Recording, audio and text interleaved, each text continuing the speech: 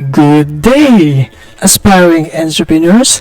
Here I am again for the summary discussion of chapters 3, 4, and 5. There we go. Here are the key concepts of these chapters: absolute advantage, comparative advantage, exports, and imports, which I am certain na alam nyo na, market. Of course, competitive market, quantity demanded, law of demand, demand schedule, demand curve, normal good, inferior good, substitutes, complements, in economics yan ha. Quantity supplied, law of supply, supply schedule, supply curve, equilibrium, the sweet spot, equilibrium price, the price of the sweet spot, equilibrium quantity, surplus, shortage, law of supply and demand, elasticity, price, elasticity of demand, total revenue, income, elasticity of demand, cross price, elasticity of demand, price, elasticity of supply. Ang haba-haba. Okay? Figure 1, the production possibilities frontier. Right. This was discussed by me in the preceding video. Please watch it first for you to have a better understanding to the succeeding chapters para dili na nako balik-balik diri kung unsa ni siya kay mahaba-habang paglalakbay na sad ni. Okay. Moving on to panel A, shows the production opportunities available to the farmers and the rancher. The actors here are the farmer and the rancher. Dalawa. We all know what is a farmer, di ba? A rancher naman is a person who owns or runs a ranch. Kana bang rancho ba? Kita sa una sa mga anime nga mga pambata, di ba?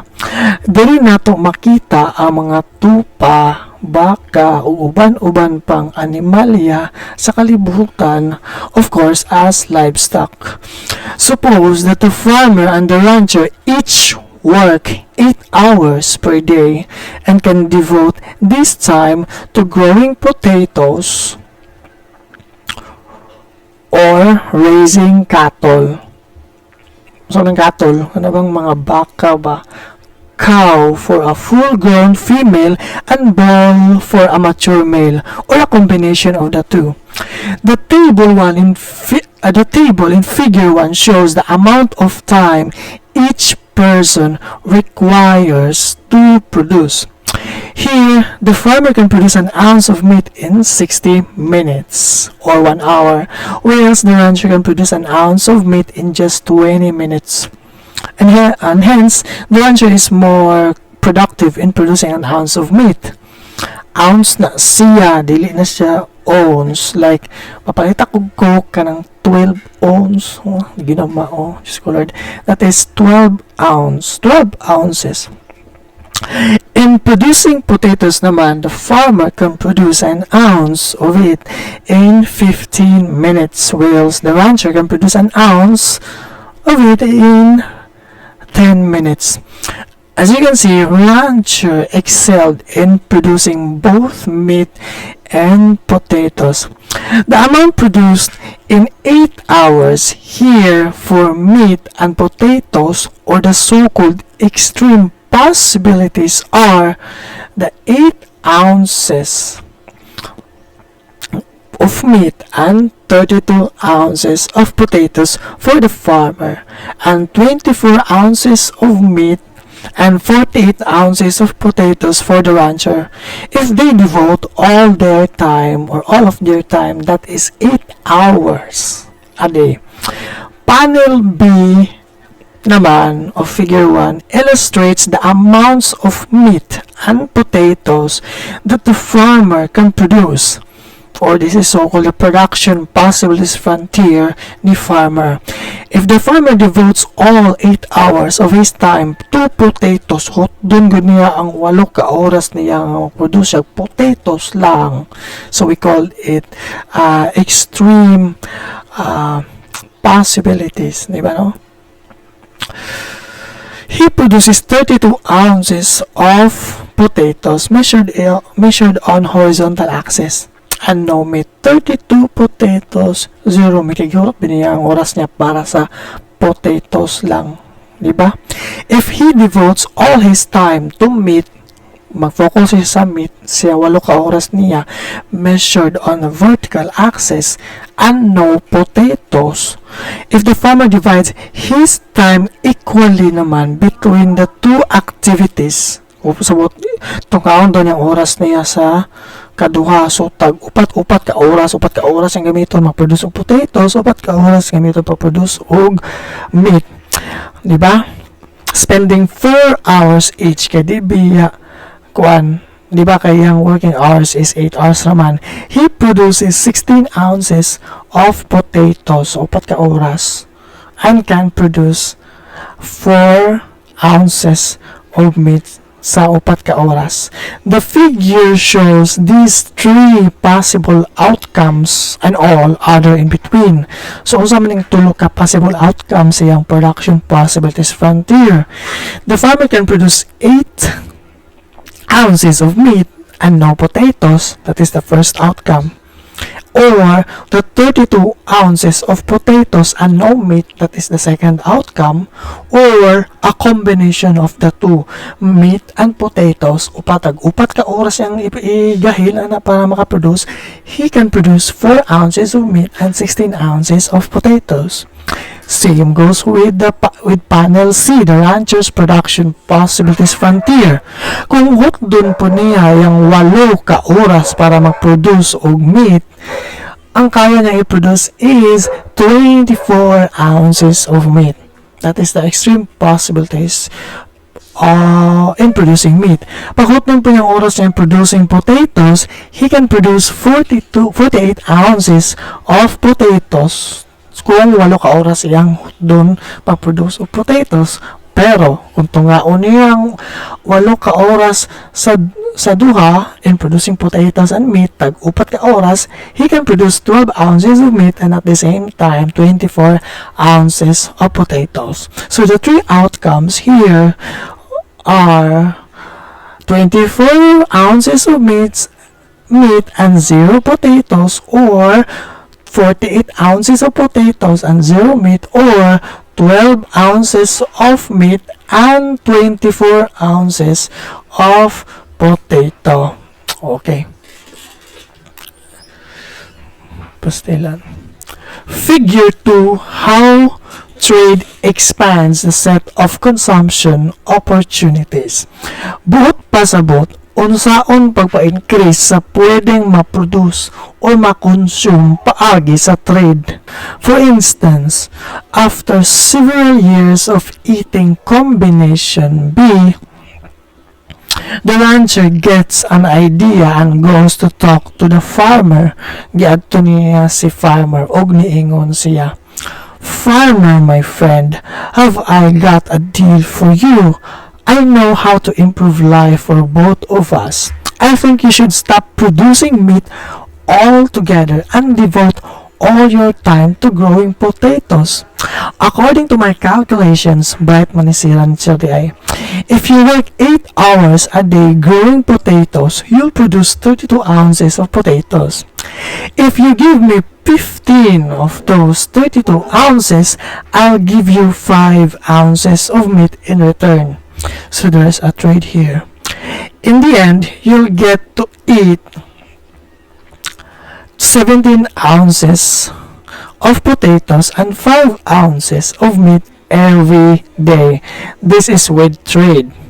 Instead of the 16 ounces of potatoes and 4 ounces of meat you now get without trade.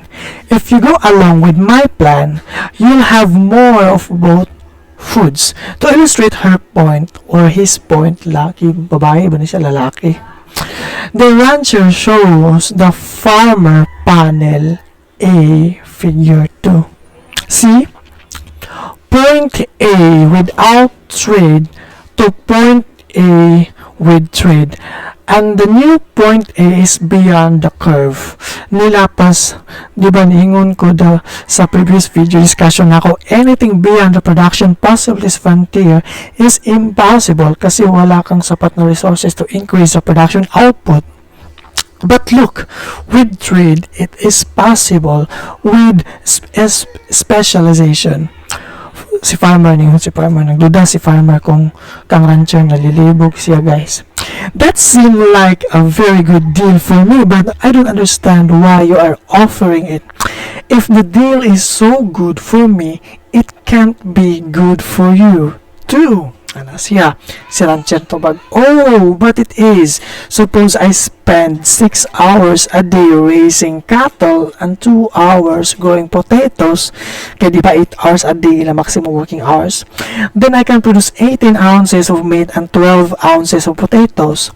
After I give you 5 ounces of my meat in exchange for 15 ounces of your potatoes, I'll end up with 13 ounces of meat. Kahit 18 minus 5, ihatag ang 5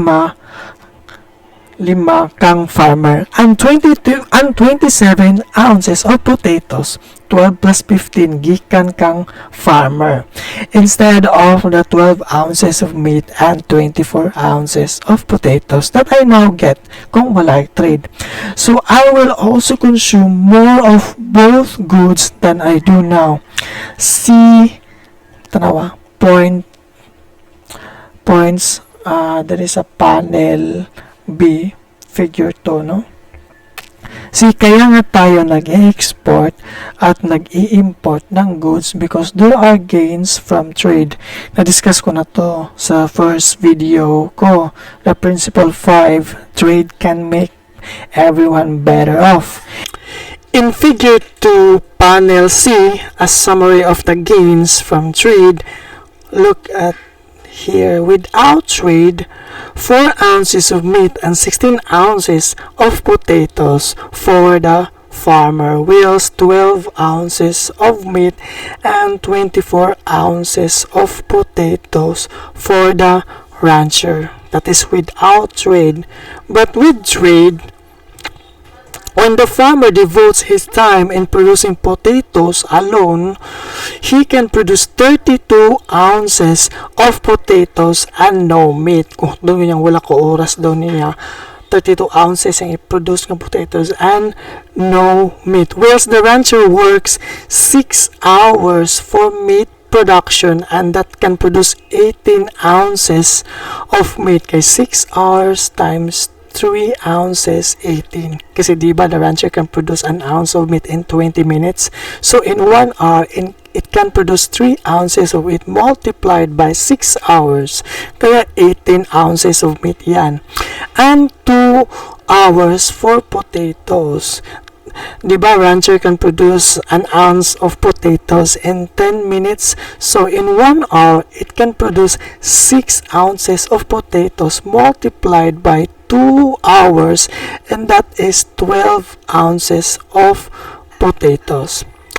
When the trade is done, the farmer gets 5 ounces of meat in exchange for his or for her 15 ounces of potatoes. So, naka-receive siya 5 ounces of meat, pero pag nagpagawa siya og 15 ounces of potatoes, gihatag niya dari kang rancher. Kita ninyo? Kaya, ang consumption niya ay magkakaroon siya ng 5 ounces of meat and 17 ounces of potatoes na lang. See? 5 ounces of meat, 17 ounces of potatoes after trade. So, rancher naman can get 15 ounces of potatoes in exchange for his or her 5 ounces of meat. So, nihatag siya 5 ounces of meat. Nadawat niya dara 5 ounces of meat. Then, nakagtawat siya 15 ounces of potatoes mo nag-give. Saka naman siya 15 ounces of potatoes.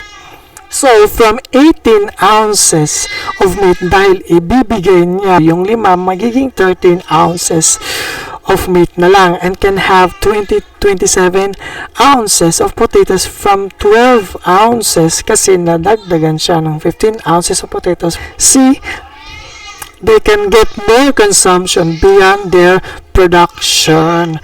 Look, ang una, before trade, ang unang kayang i-consume ni farmer from his or her production is 4 ounces of meat, pero after the trade, nahimong 5 ounces. Then, itong una po, 16 ounces of meat. After the trade, nahimong 17 ounces. So, indicated here, no? Itong una, 4, 16. After trade, nahimong 5, 17. So, it goes beyond the production possibilities frontier. Diba? It is very good. So, tumaas ang consumption niya. From here naman, from 12 ounces, bawasan siya ng 5, nagiging 13 ounces na lang. From 24 ounces, nadagdagan siya ng 15, naging 27 ounces. From the previous production, without trade, 12 ounces lang dito in meat, naging 13. Tapos, 24 ounces lang sa potatoes, naging 27. So, see, indicated here from point B to a new point B, diba? The rancher consumption with trade. So, from 12 and 24 to 13 to 27. Okay?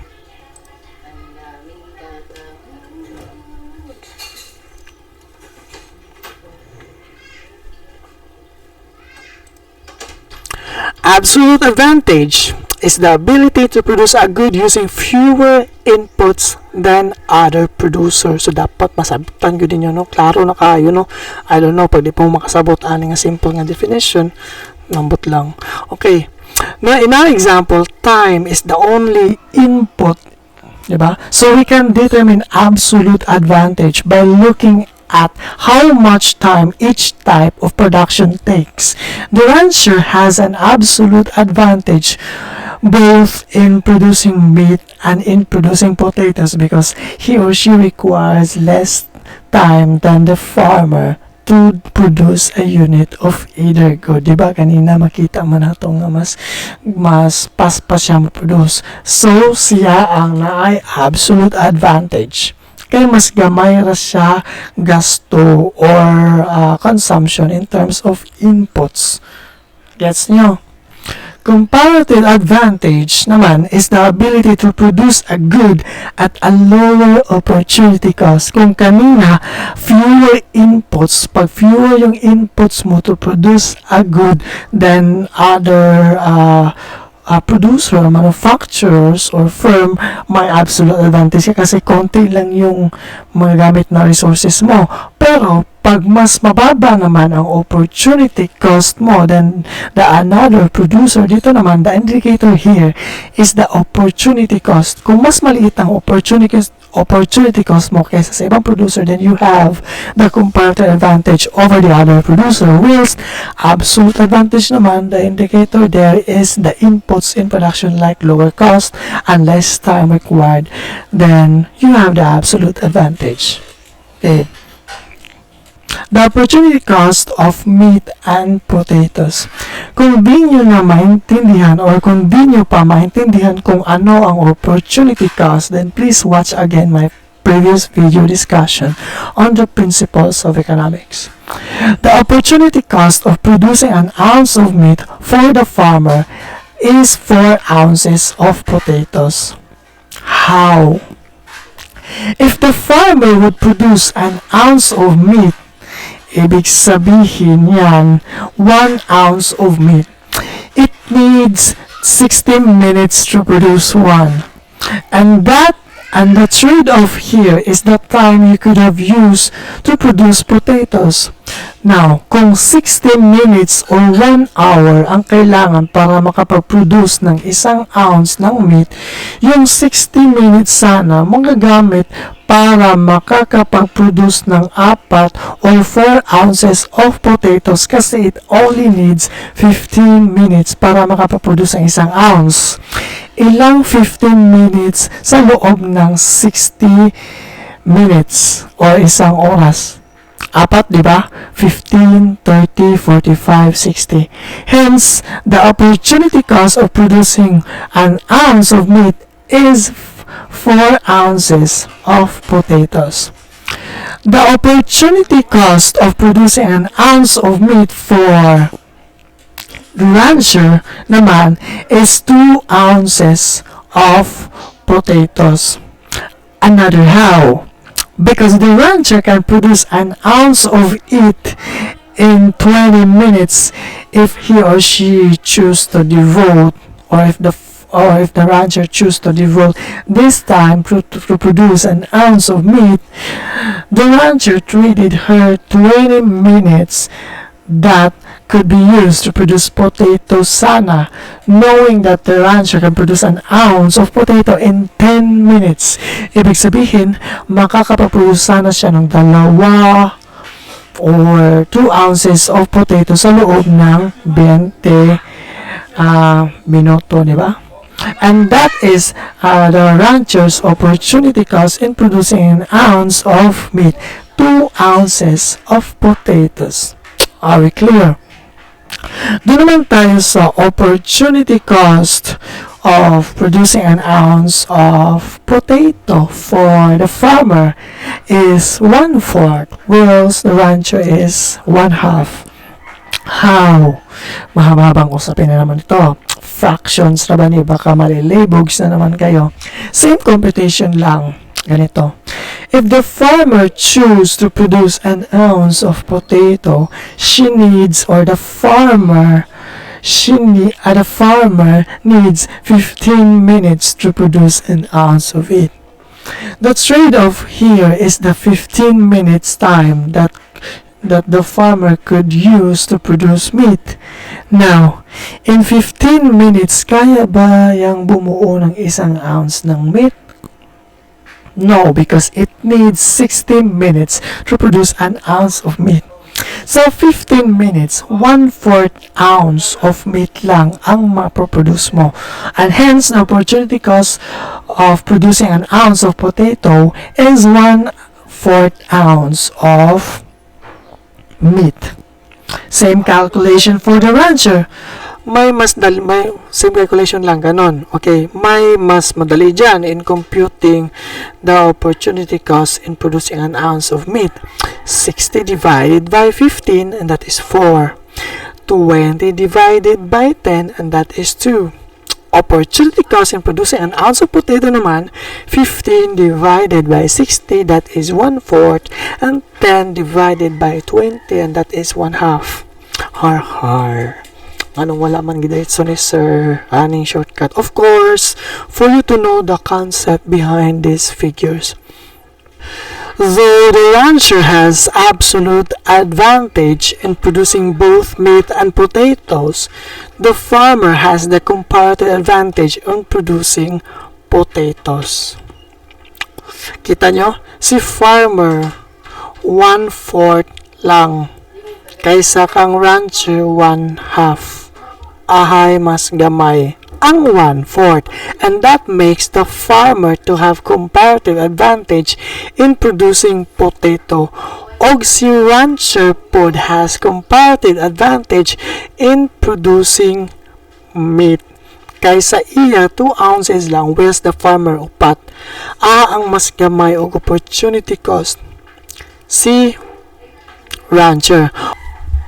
Applications of comparative advantage. Imports and exports.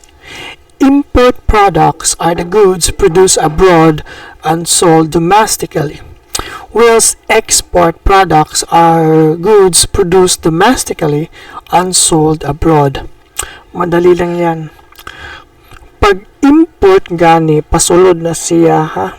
Mao bitaw moingon dayon mo sa imong mga amiga nga imported diday. Bot pa sa bot galing yan sa ibang bansa. Lahi ra ba tag mindset sa imported nga word? Okay, pag imported gani, socialin, as if made only for the elite people, pang yayamanin, but no, hindi na yan na. Imported kasi galing yan sa ibang bansa. Export naman, palabas yan. Export, exit. Ganon. Because of the concept of comparative advantage, we export products because we have lower opportunity cost than those of other countries. Like bananas. Yes, nag-export tayo ng mga bananas. Kaya may export and import activities across the globe.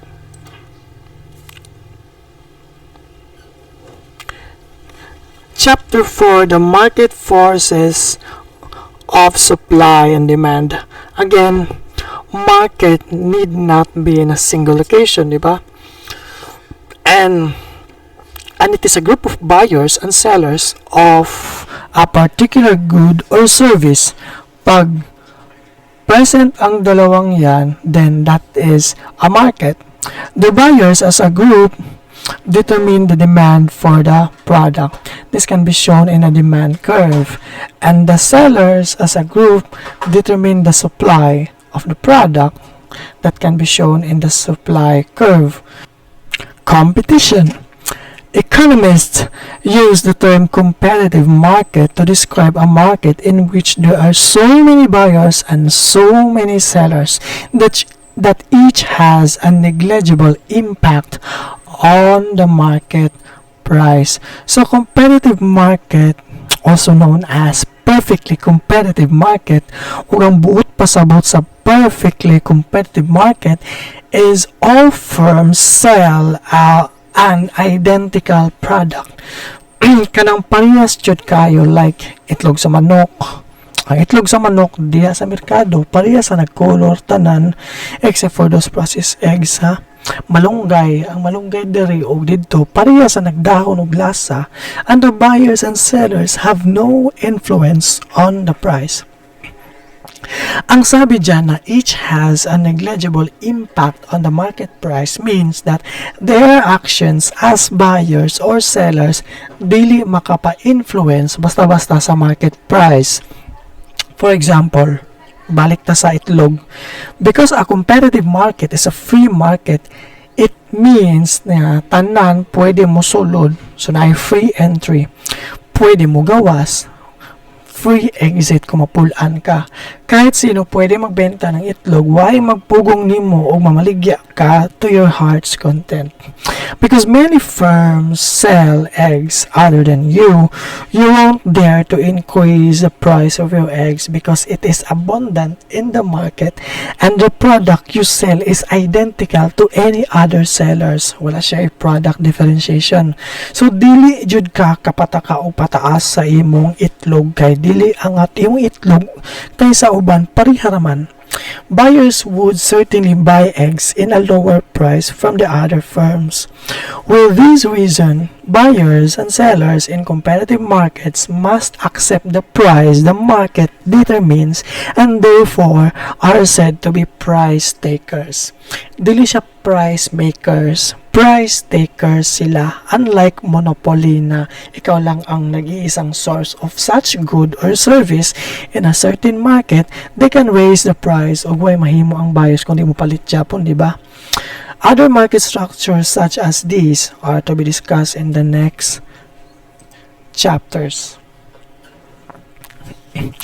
The demand curve, the relationship between price and quantity demanded. Quantity demanded is the amount of good that buyers are willing and able to purchase. Dami ng produkto na tayo as buyers are willing to purchase in a given price. Mura na siya. Love demand, the claim that other things equal, the quantity demanded of a good falls when the price of the good rises. Ito yun. Pagtataas ang presyo ng isang product, bababa ang dami ng produkto na willing bilhin natin as buyers. Alam na alam natin to kung lagi tayong nagbabudget.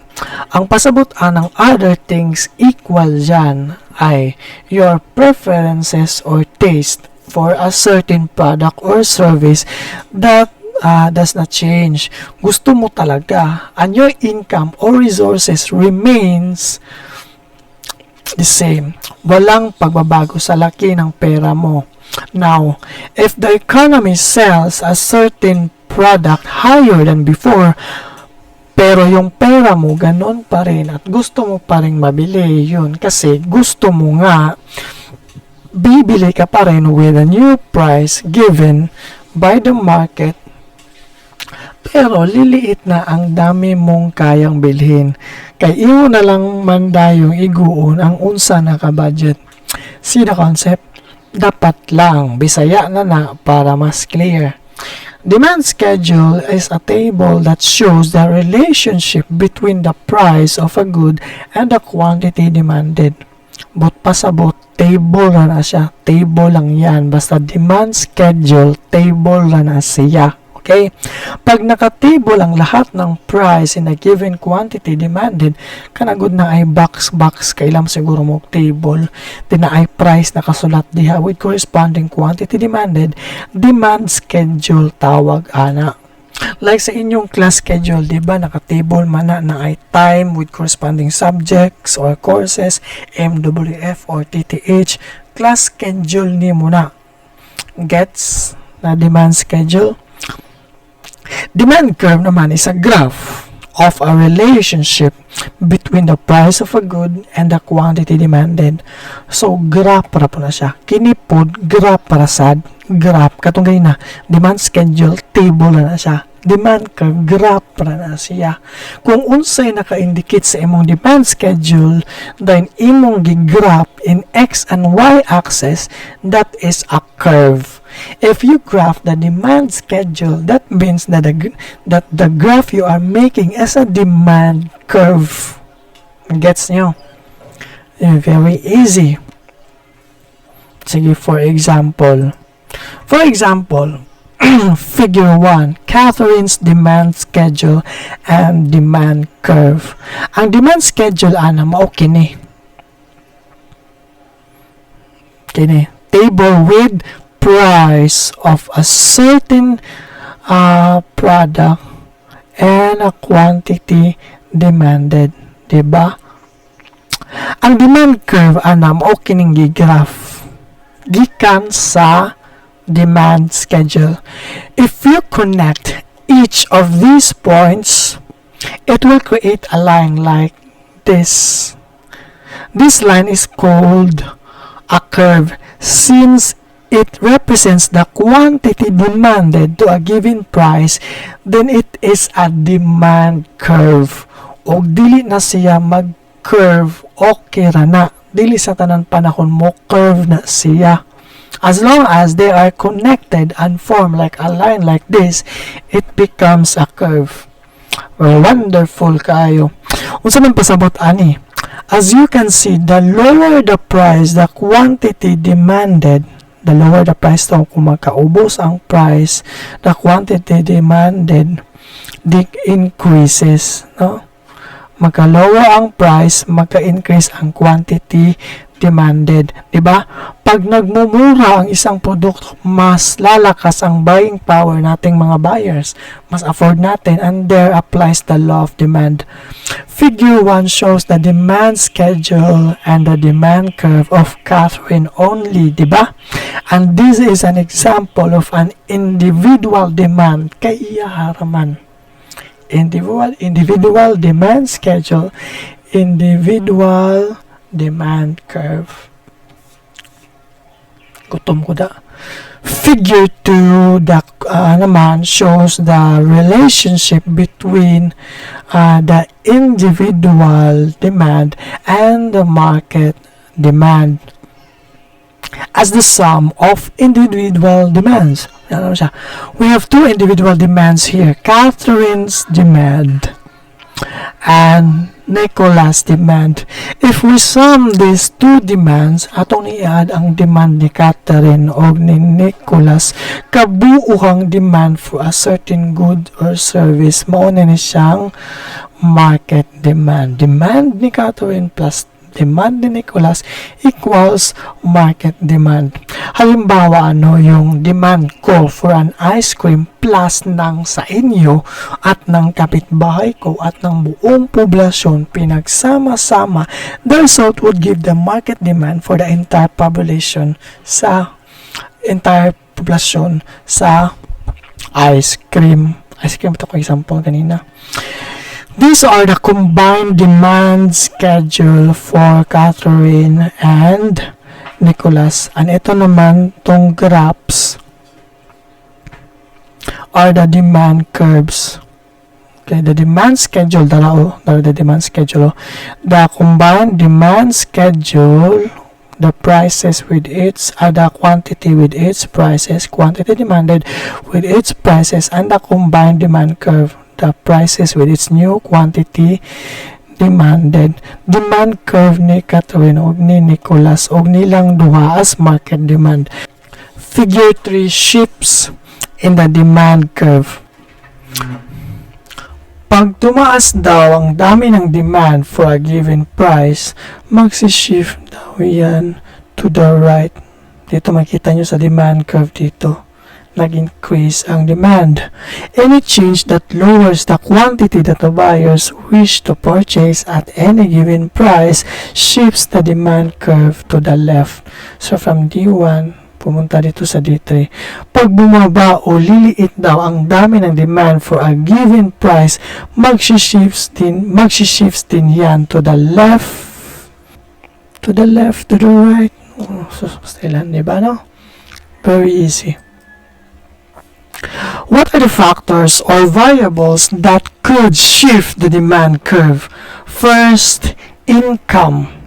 A lower income means that you have less to spend in total, so you would have to spend less on some and probably most goods. Totoo, hindi ba? Halimbawa, the price of the banana Q is 5 pesos.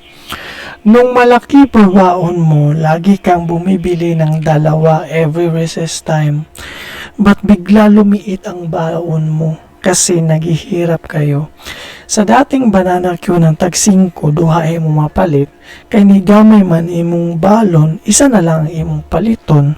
And that shifts your demand curve as an individual to the left. For a price of 5 pesos, you can buy 2 units of banana Q, but after the decrease of your income or balon, bumaba ang quantity demanded mo to 1 piece of banana. If the demand for a good falls when income falls, the good is called normal good. So buot pasabot, ang saging di ay is an example of a normal good because the decrease of balon or income mo decrease pod ang demand sa mapalitan nimo. Magdungan sila og decrease. Same apply to an increase in income. Magdungan sab na sila increase. There will be an increase in quantity for banana Q if there is an increase sa imong balon. There they go in the same direction.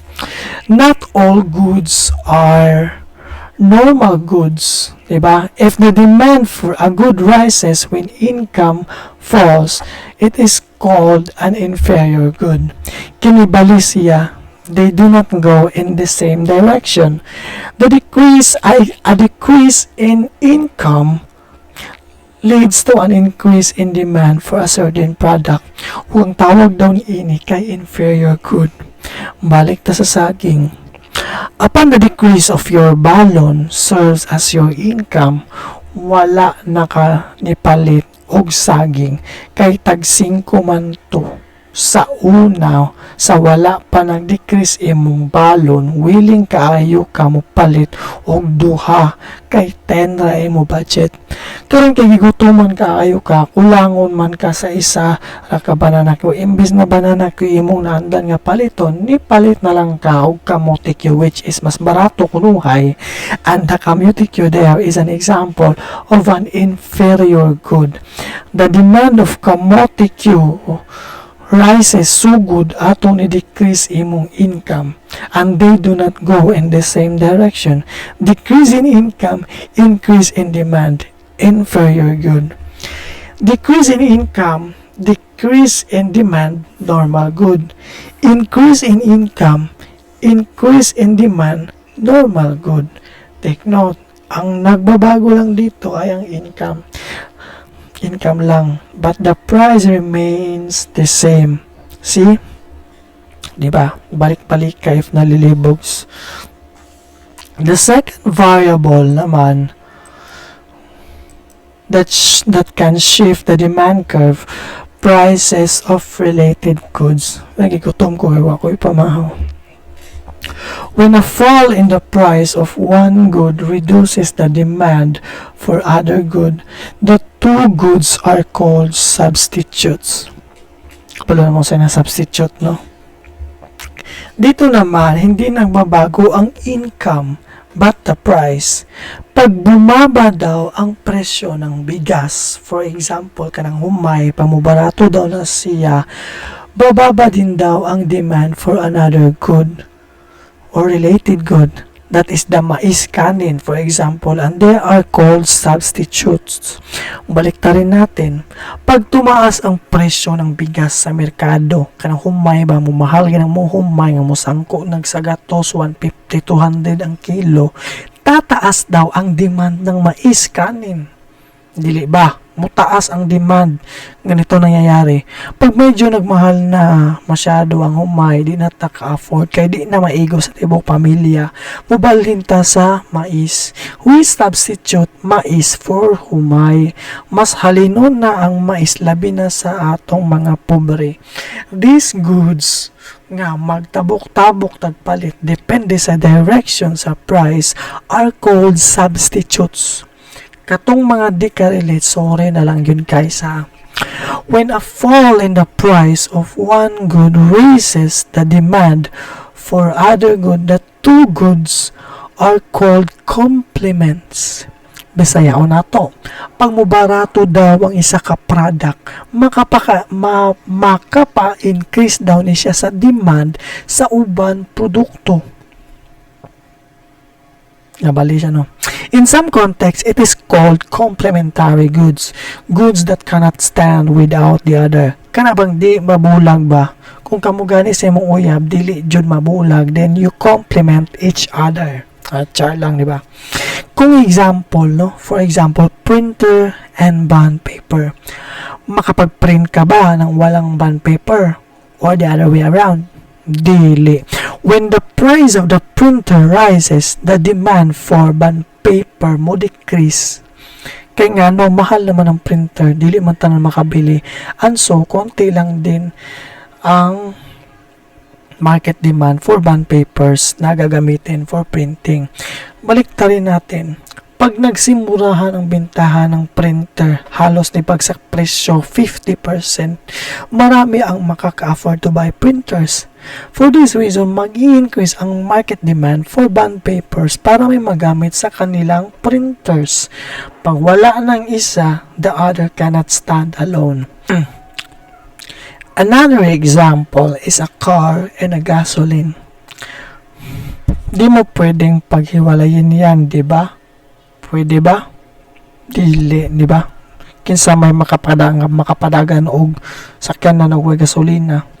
Pag nagmumura ang gasolin, kaya pag nagmumura, pag nagmura o nibarato na lang, pag nibarato ang gasolina, mas ganahan ang mga car owners to travel more. That leads to an increase in demand for gasoline kasi mas affordable siya.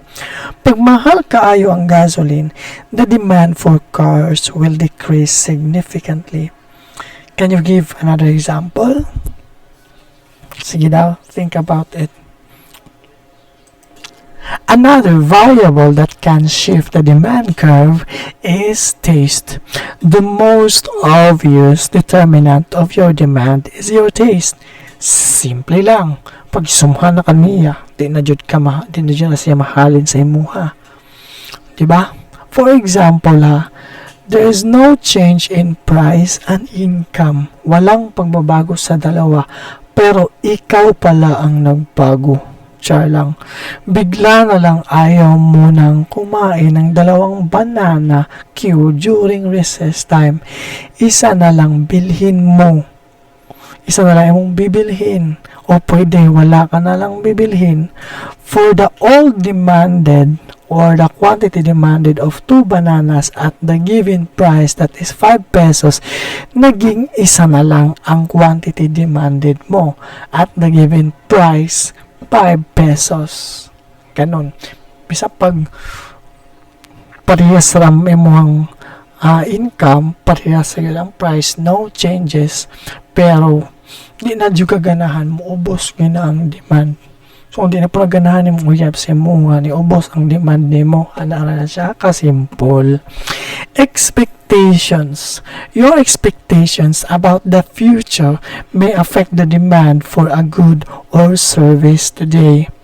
Halimbawa, magkakaroon ng total lockdown ng tubod bukas, agad-agad for 2 weeks. Magpapanic buying ka. Shopping mo insigida.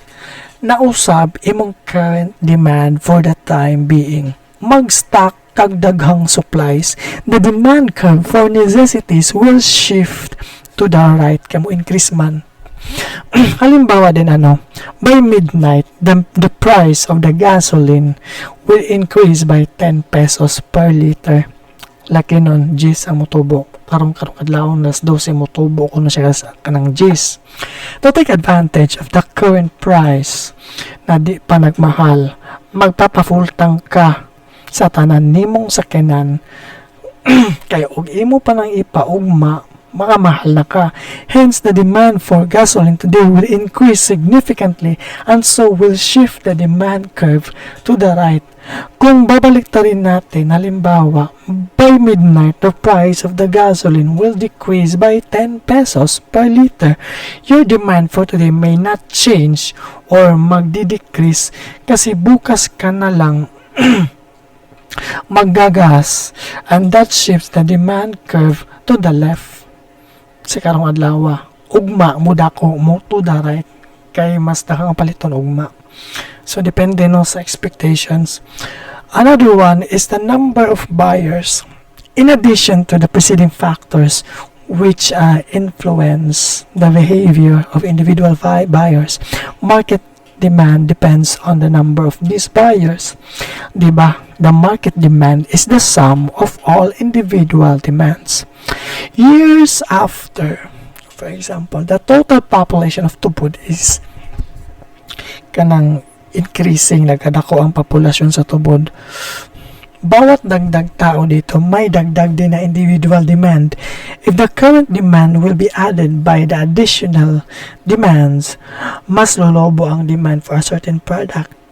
At a given price, the quantity demanded in the market would be higher at every price and market demand would increase. See it in the previous slide, figure 2. Kita nyo the sum of the individual demands increases the demand at a given price. Gutom makayo yun.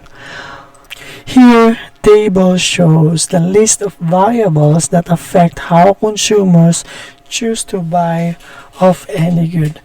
The price of the good itself. Kung ang nag-iiba kasi ay ang presyo within the curve, there is a movement along the curve. Movement along the curve tawag dyan. Pag nag-iiba ang presyo within the curve. Kung sa demand curve nangyayari ang movement upon the increase in price, there is a movement along the demand curve. If sa supply curve naman, Natatalakay natin mamaya, movement along the supply curve tawag na. But here we are talking about demand here. So the event here is a movement along the demand curve. Any changes in income, prices of related goods, taste, expectations, and number of buyers would shift the demand curve to the left or to the right. Figure 4 shifts in the demand curve versus movement along the demand curve. Natingnan natin anong pinakaiba ng shifts in the demand curve at saka movement along the demand curve. If warning on cigarette packages convince smokers to smoke less, the demand curve for cigarettes shifts to the left. So for example, no, nang-hadlok ang gobyerno, no, nahadlok sila nga mo ni maitabo ni mo pag magsigar-sigaret pa ka, no.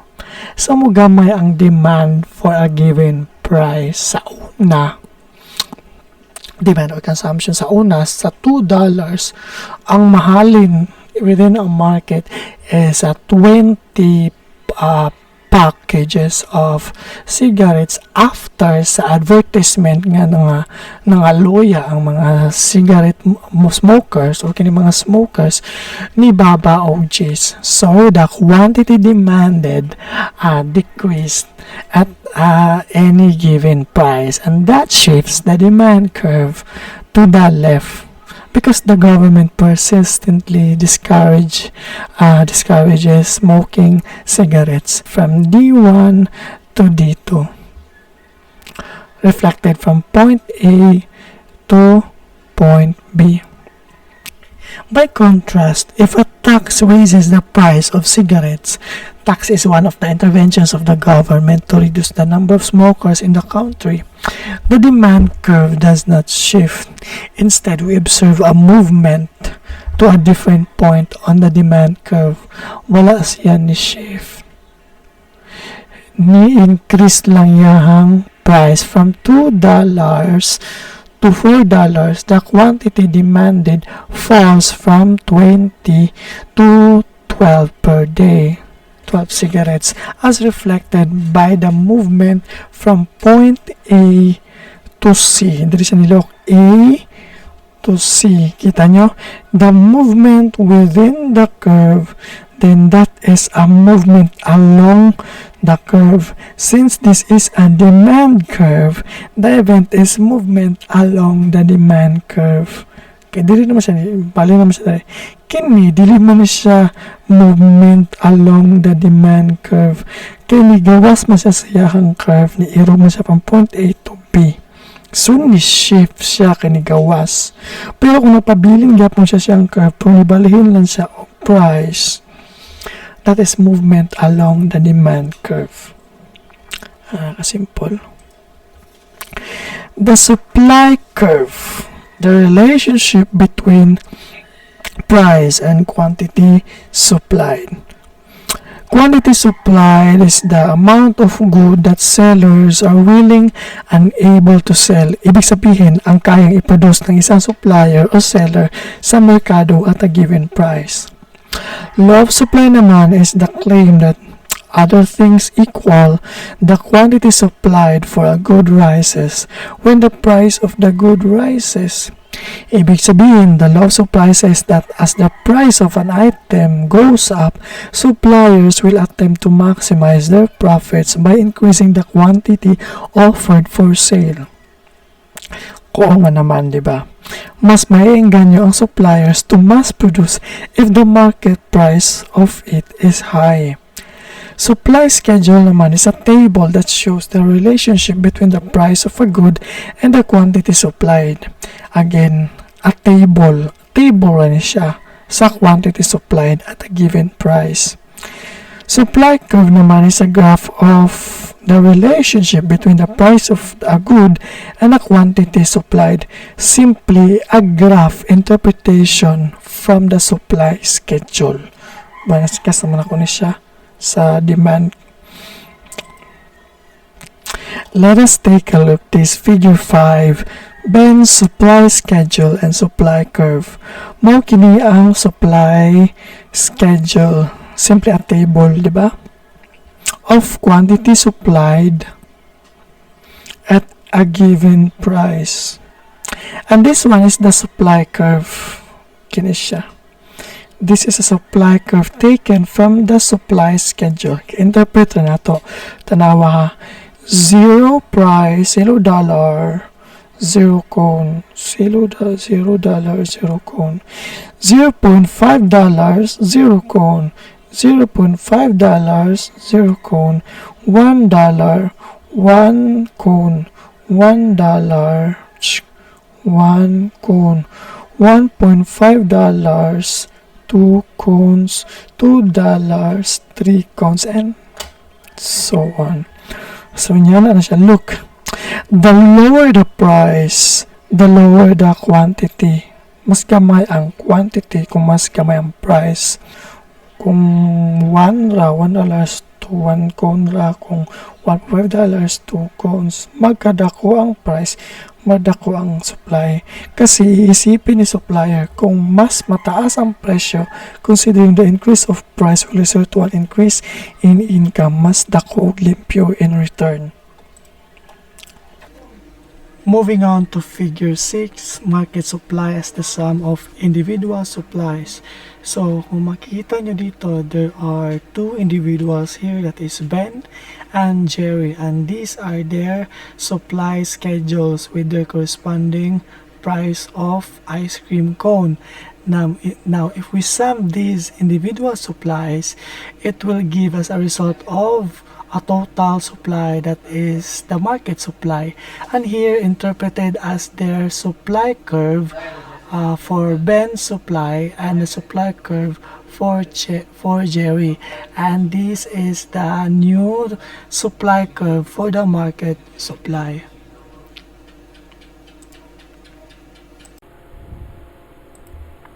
Figure 7, shifts in the supply curve. Any change that raises the quantity, ibig sabihin tataas ang dami that sellers wish to produce at any given price, shifts the supply curve to the right. Ayan, mag-shift daw yan to the right. Any change that lowers the quantity that sellers wish to produce at any given price, shifts the supply curve to the left. What are these variables that can shift the supply curve to the left or to the right? Yeah, let's find out. The first is the input prices. To produce their output of ice cream, for example, sellers use various inputs: cream, sugar, flavoring, ice cream machines, the buildings in which the ice cream is made, and the labor of workers to mix the ingredients and operate the machines. But pasabot, ang input gani maunay mga kinahanglan nga ipasulod nimo para ma-realize imong ideal product.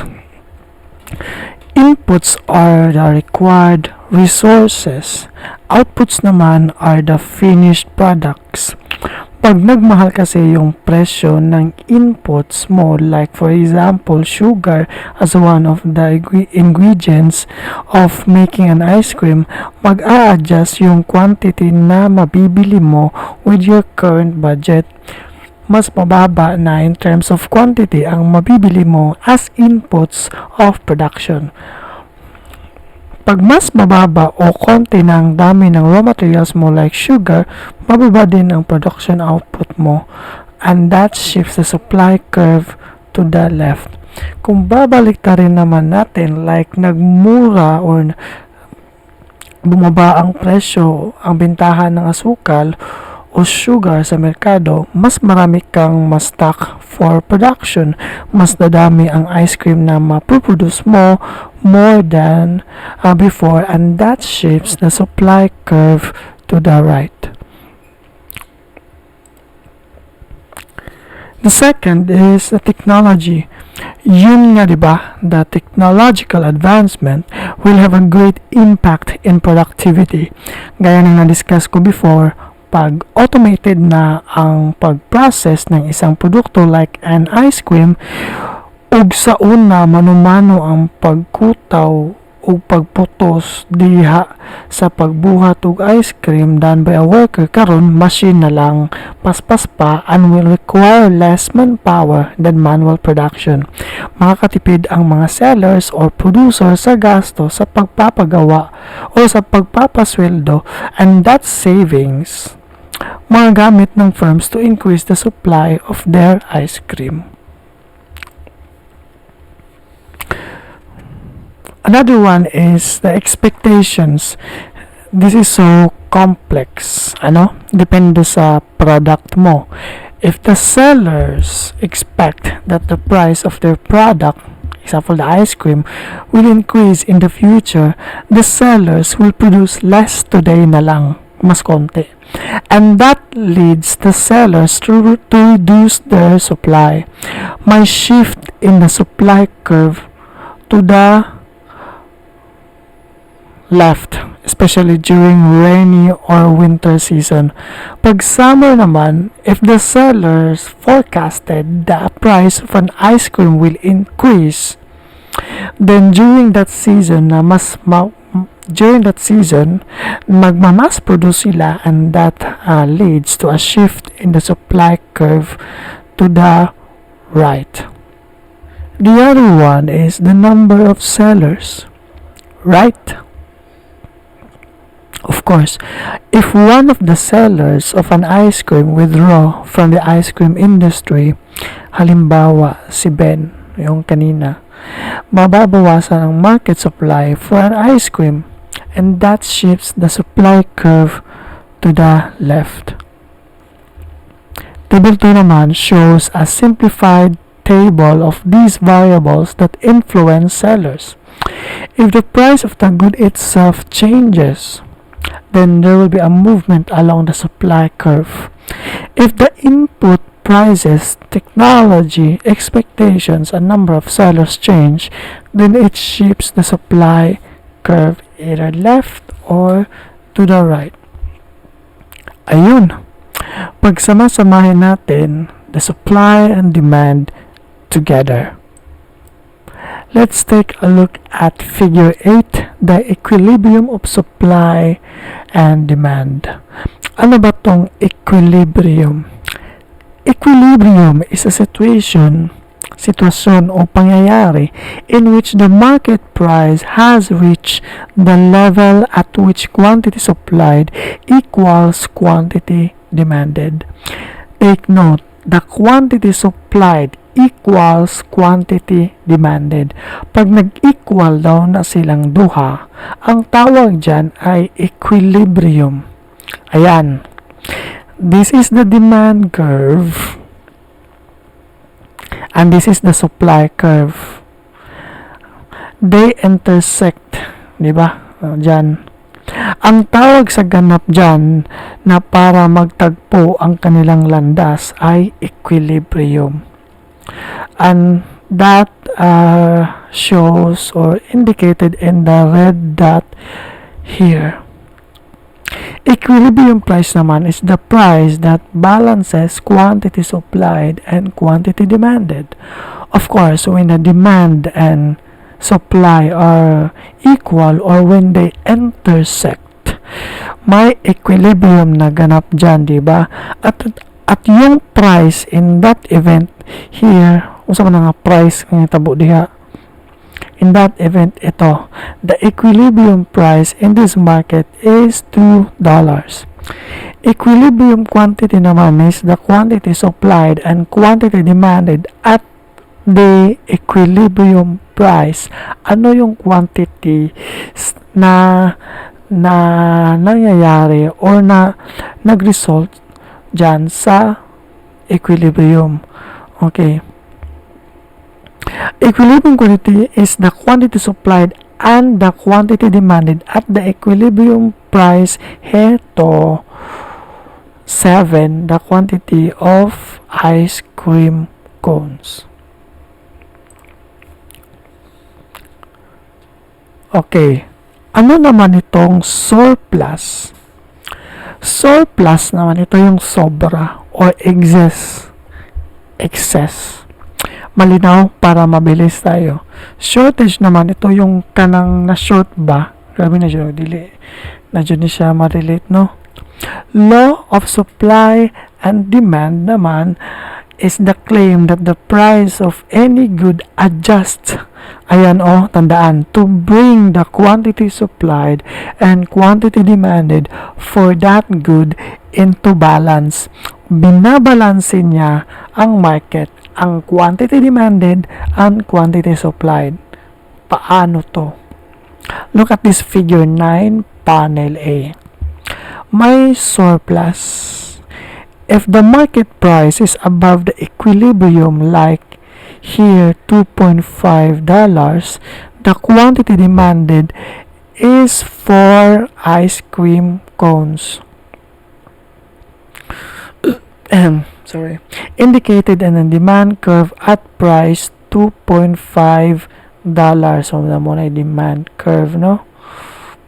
And the quantity supplied is 10 ice cream cones. Dari $2.5. The quantity supplied is 10 ice cream cones. Dari sa supply curve. May sobra sa market supply. 10 ang quantity supplied.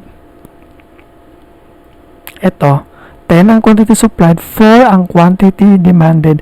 10 minus 4, 6 ice cream cones ang surplus kasi may excess sa supply. So kini siya nga portion, so good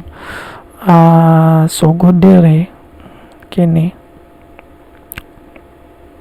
paingon dera mo na surplus kini nga portion, kini siya kana nga portion from 4 to 10, 5, 6, 7, 8, 9, 10, 6. Para maiwasan ang surplus o mabenta tong mga sobrang supplies, as stated in the law of supply and demand, dadalhin niya sa point to balance the two curves. So ano yun? Ibababa niya ang presyo from $2.5 to $2. There, no? From $2.5 to $2 para lalaki ang quantity demanded from 4 to 7, whereas the supply will decrease from 10 to 7. There, nagtagpo pa din sila.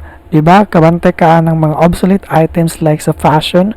Pag di na siya uso pero naay pa supplies na bilhin, bababa ang presyo ana, magbagsakan silang tanan. Hinautpod no nga dili sa mo magbagsakan ani nga course. Of course no, para makainganyo og mamimili. Pag maingganyo ka, of course, makadungag sa market demand, nahurot ang surplus.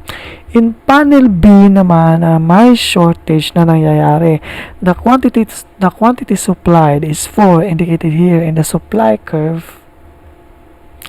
The quantity demanded naman is 10, indicated in the demand curve. There are 10 at $1.5 at market as market price. 4 lang ang supply pero 10 ang demand. 4 minus 10, that is negative 6, may kulang sa supply, and that results to a shortage because of an excess in demand. Sobra yung demand, di ba? Para maiwasan ang shortage from its price $1.5 as stated in the law of supply and demand, dadalhin niya na ang quantity supplied and quantity demanded into balance by raising the price from $1.5 to $2. Dadalhin daw niya, musaka daw siya to $2 from the old quantity supplied, musaka siya diri sa equilibrium paingon sa 7. So the new quantity supply now is 7. At saka at this price point naman, mag-a-adjust din ang quantity demanded dito bababa to 7. At nagtagpo pa din sila. And that balances the market. Table 3.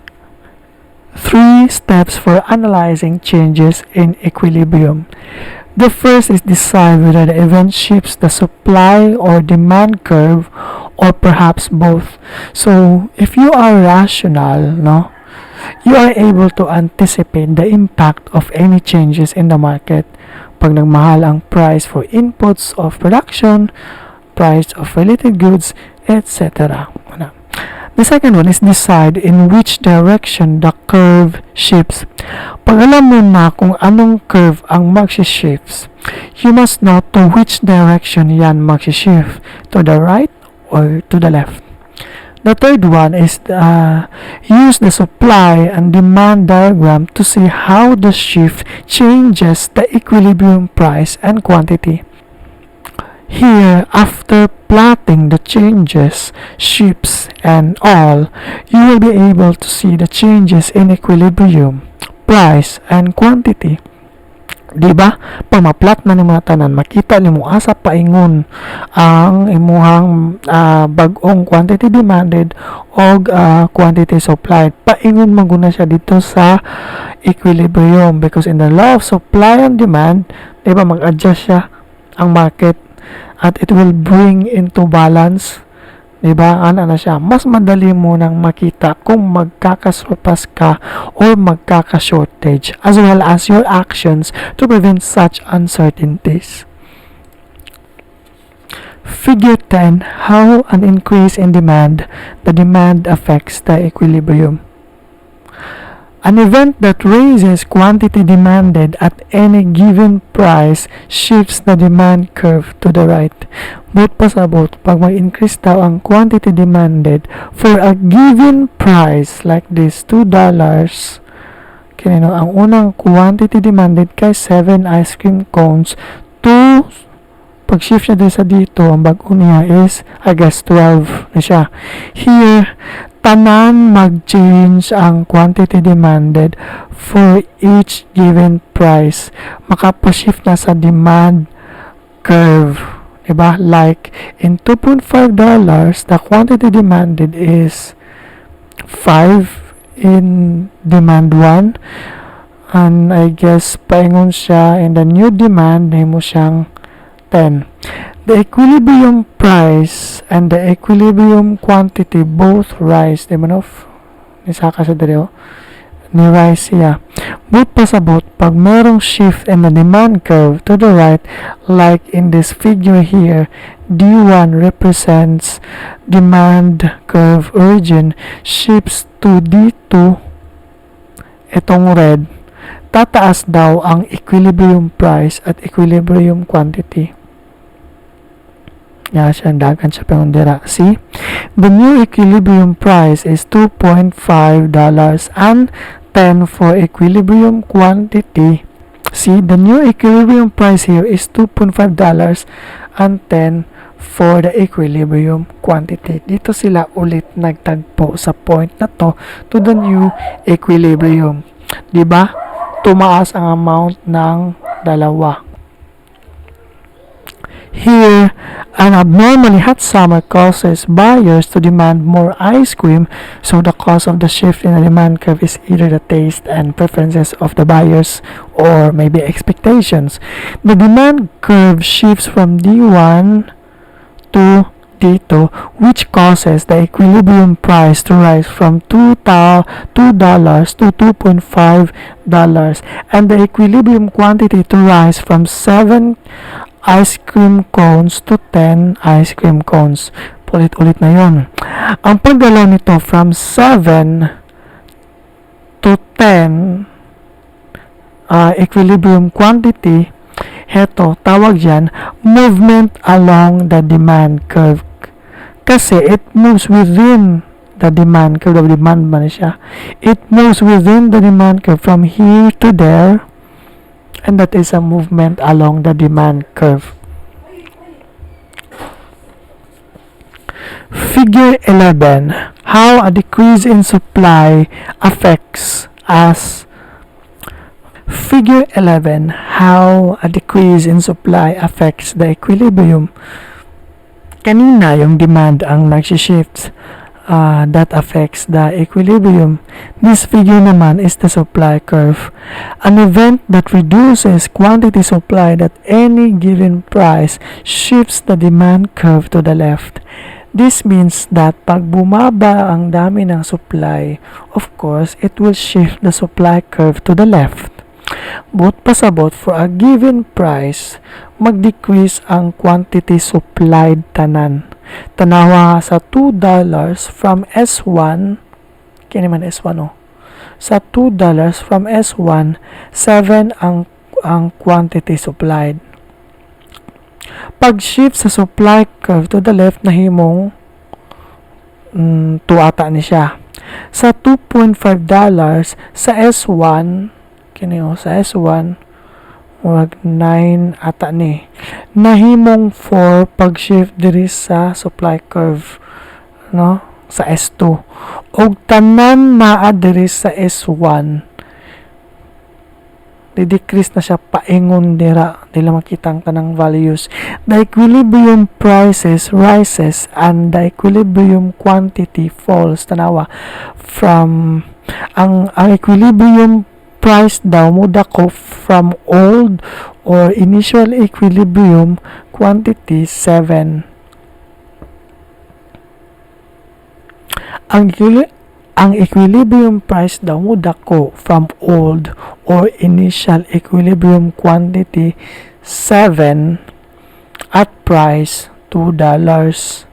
Midagan paingon sa new equilibrium quantity of 4 at a higher price of $2.5. Here, an increase in the price of sugar, an input, causes sellers to supply less ice cream. The supply curve shifts from S1 to S2, which causes the equilibrium price of an ice cream to rise from $2, ice cream cone siya, $2 to $2.5, and the equilibrium quantity to fall from 7 to 4. So from here to there is a movement along the curve. So since this is a demand curve, so there is a movement along the demand curve. Figure 12, a shift in both supply and demand. There are instances that both supply and demand will shift. So, hindi sa tanang panahon nga ang demand lang or ang supply curve lang ang mag-shift. So, pwedeng silang dalawa magsabayan. Here at panel A, price rises whilst quantity rises at the new equilibrium. So, the price rises the price rises from P1 to P2 ni rise. At the same time, the equilibrium quantity ni rise po siya from Q1 to Q2. From here to there, and from here to there. The blue curves are the initial demand. So, may mga initial demand, or kini po siya the initial supply in the blue curve before the shift occurs. Because of some variables na na-discuss ko na kanina that could shift the demand curve to the left or to the right here at D2, from D1 ni-shift siya to the right, and the supply curve shifts to the left indicated at S2, ni-shift siya to the left, S1 dali pa yung sa left, S2, ang D1 pa yung siya sa right, D2. Here brought a new equilibrium with the equilibrium price P2. So nagbunga siya sa bagong equilibrium, nahatag siya o naghatod sa paingon sa bagong equilibrium price at new equilibrium quantity Q2 and new equilibrium price P2. Napunta ang equilibrium dito from here to there. If you look at it, the price rises and the quantity rises. Here at panel B naman, where the price rises but the quantity falls, from D1 shifts the demand curve to the right. Ang blue curve mo na ang origin curve, no? From D1 i-shift siya to the right dito. And S1, the supply curve, ni-shift siya to the left, morning S2. Looking at the new equilibrium, the price increases from P1 to P2, whereas quantity falls from Q1 to Q2. Ni Jamoy, baliktad siya dali sa pikas, no? If you observe, both panels shows the same shifts or direction. Both panel A and B demand curve shifts to the right and the supply curve shifts to the left, pero they differs in the quantity. Panel A, quantity rises, whilst panel B falls. Problems. Please answer these on your own. Baka mahirapan kayo sa final exam ko pag di nyo nakabasado, because I was thinking to have a timed online exam. Ibig sabihin, we will all go online and whoever is present, siya lang ang makakapag-exam sa loob ng napagkasundo ang oras. Limited lang ang oras. So, wag kayong umaasa sa classmates nyo, because you will have to write it on a paper with your own penmanship na di pod ni mo pwede ma-share sa uban, kaya magparehas manood mo agi, zero mong duha. You will have to submit your output before the session ends. Okay? Up next, chapter 4, elasticity and its application. Hoy, kapoy ko da. Okay, dara nilapas. Elasticity and its application. Elasticity is a measure of the responsiveness of quantity demanded or quantity supplied to one of its determinants. Ibig sabihin, ang pagsukat sa pagbabago ng quantity demanded or quantity supplied in percentage. I prefer. Unsa ni siya ka-elastic? Mas dako or mas taas ba siya responsiveness? Bigyan ko kayo ng simpleng halimbawa. Kanang rubber band. Is it elastic? No. Di na siya elastic. Joke lang bitaw. Of course, rubber band, elastiko. Elastic kayo na. O ginato ni mo na. Dalira kayo na muinat. Depende no kung bagaon siya. Di kayo siya elastic. So, kanang pag-inat-inat ni ana, maunay elasticity. Maunay gitawag ng elasticity. Unsa siya pagkainat ba? May naton ba siya o dili kaayo o gahion siya na. In economics, that elasticity has to be measured atong sukton. In this chapter, we will tackle about elasticity and its applications. Price elasticity of demand is a measure of how much the quantity demanded of a good responds to a change in the price of that good, computed as the percentage change in quantity demanded divided by the percentage change in price. Ibig sabihin, pag mag-change ang price, we will have to measure kung unsa ka maapektuhan ang quantity demanded, unsa ka responsive ang quantity demanded, whilst the price rises. Diba in the law of demand, pag gagalaw ang presyo pababa, kasabay nito ay lalaki ang quantity demanded. Pag ang presyo gagalaw pataas, kasabay din nito ay bababa ang quantity demanded. Ang pagbaba at pagtaas ng quantity demanded dyan sa bawat pagbabago ng presyo, susukatin natin kung gaano siya kagalaw o ka-responsive. Okay? That's the point.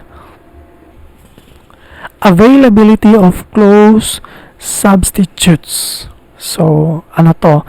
Goods with close substitutes tend to have more elastic demand because it is easier for consumers to switch from that good to others. So, dali naman kayo makabalin-balin gudog items nga related lang sila, di ba? Like substitutes.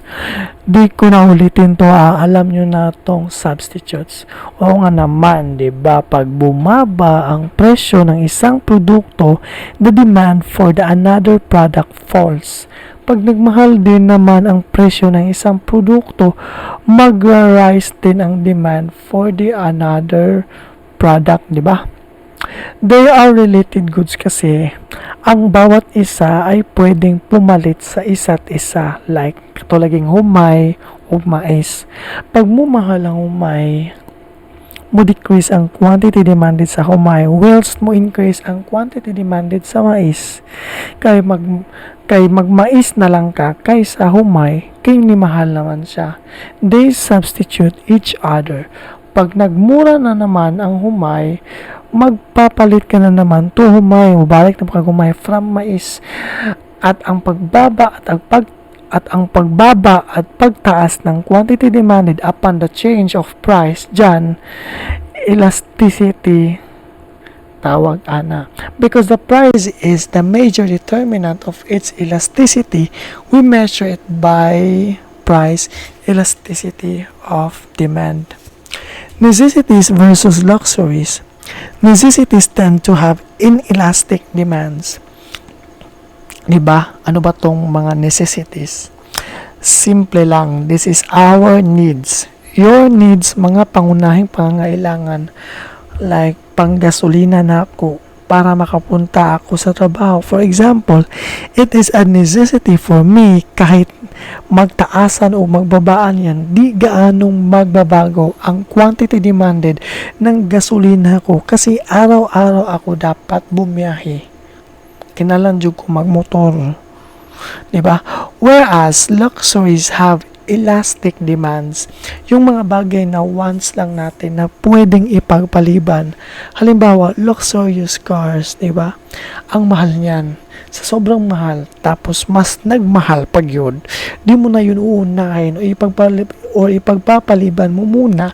Pag ganun ang mindset ng karamihan ng mga buyers, bababa ang quantity demanded for the luxurious cars. Diba? Mas mabilis bumaba ang quantity demanded for the current market kasi di afford at di priority ng karamihan. Pag yung mga luxurious cars naman biglang nagsimurahan, mabilis din tataas ang quantity demanded at ang responsiveness niyan, tawag dyan, ay elasticity. At ang mabilis na pag-respond niyan proves that it is an elastic demand sa bawat mababago ng presyo. We measure its responsiveness through price elasticity of demand.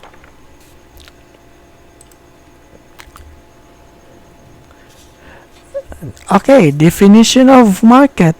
Ano ba to? Definition of the market. Definition of the market. The elasticity of demand in any market depends on how we draw the boundaries of the market. Narrowly defined markets tend to have more elastic demand than broadly defined markets because it is easier to find close substitutes for narrowly defined goods. Simplihan natin. Pag medyo broad masyado ang market, it is certainly inelastic. Hindi siya elastic. It lacks responsiveness. Pag specific naman, then it is deemed to be elastic. Halimbawa, pag sinabi kong food is a broad market. Pag nagmahal ang food, bababa masyado ang quantity demanded for food. Hindi. Kasi food is a necessity and vital for human survival. Wala itong close substitutes. Ano ba pwedeng ipalit sa food as substitute? Pag nagtaasan ang presyo ng foods, wala, di ba? Food lang talaga. Wala nang iba ang kakainin natin, di ba? Mora mo gano'n yung makapabuhay na ito. Food ra. Hindi tignan siya buthaw, dili bato. So hence, food is inelastic because the quantity demanded is not responsive or does not change a lot to the change in price. So, mumahal pa nag-ayo ng mga food na mo palit ka. So, masabutan na inelastic ang food. But if it is specifically defined, kan specific juga ayo pareha sa humay, kay katong ang food mo ko di sa broad term, pero kung yung tag humay, any change in price of humay, the quantity demanded for humay, mabilis na magbabago. Responsive siya masyado because there are some goods that relates to each other or have substitutes like mais. Makabalin-balin man kadayon, mabuhi man Japon ka og di ka kakaon og humay. Kinsa may allergy diri og mais be? Comment below. So, time horizon. Time horizon. Goods tend to have more elastic demand over longer time horizon. So, this one is tricky. When the price of gasoline rises, the quantity of gasoline demanded falls only slightly in the first few months. So, dili kay siya elastic, no? Over time, however, people buy more fuel-efficient cars, switch to public transportation, and move closer to where they work. Within several years, the quantity of gasoline demanded falls more substantially. Subot pa sabot ana. In a short run, ako ha, for example, pag mahal daw ang gasolina, my quantity demanded for the gasoline falls only slightly. So, dili ka siya elastic. So, inelastic siya. Gamay ra kaayo ang akong response with the price increase. Kaya lagi mo trabaho magyapon ko with my car. Wow, car daw. Motor eh. Bawas-bawasan na lang na ko akong pag laglaag during weekends. Murag na po ko kay no. Inelastic siya kay necessity man siya para sa kuha. But in the long run, mangita ko paagi nga makatipid ko. Upalit ko og mas tipid sa gasoline, magpaduol ko sa ako ang panimalayo sa akong gipuyan para sa ako ang trabaho o dili na ko motor may makihits na lang ko or mag-commute. There, the quantity demanded is elastic kasi malaki na pala ang na-adjust ko sa akong konsumo sa gasoline or my quantity demanded for gasoline. Diba? Di ba nato na ma-feel in a short run ang changes, but in a long run dako na di ay siya pagbago, wala di ay forever, no? Computing the price elasticity of demand. Economists compute the price elasticity of demand as the percentage change in quantity demanded divided by the percentage change in the price. For example, suppose that a 10% increase in the price of an ice cream cone causes the amount of ice cream you buy to fall by 20%. We calculate your elasticity or the elasticity of demand as here. 20% as percentage change in quantity divided by 10% as percentage change in price equals to 20 divide 10 2. So if the price 50 pesos has a quantity demanded of 20 units of ice cream and the percentage change in price is 10%, ibig sabihin nagbago ang price ng 10%, tataas. For example, magiging 55 pesos, magiging 55 kasi 10% of 50 is 5, 50 plus 5 is 55, the new price is 55. The percentage change in quantity naman daw is said to be 20% decrease in response to an increase in price. The quantity demanded is 20 units of ice cream. 20% of 20 is 4. 20 minus 4 is 16. 16 is the new quantity demanded. Rechecking using the formula price elasticity of demand is computed as percentage change in quantity demanded divided by percentage change in price. Hindi ba? The percentage change in quantity demanded, that is 16 minus 20 is negative 4.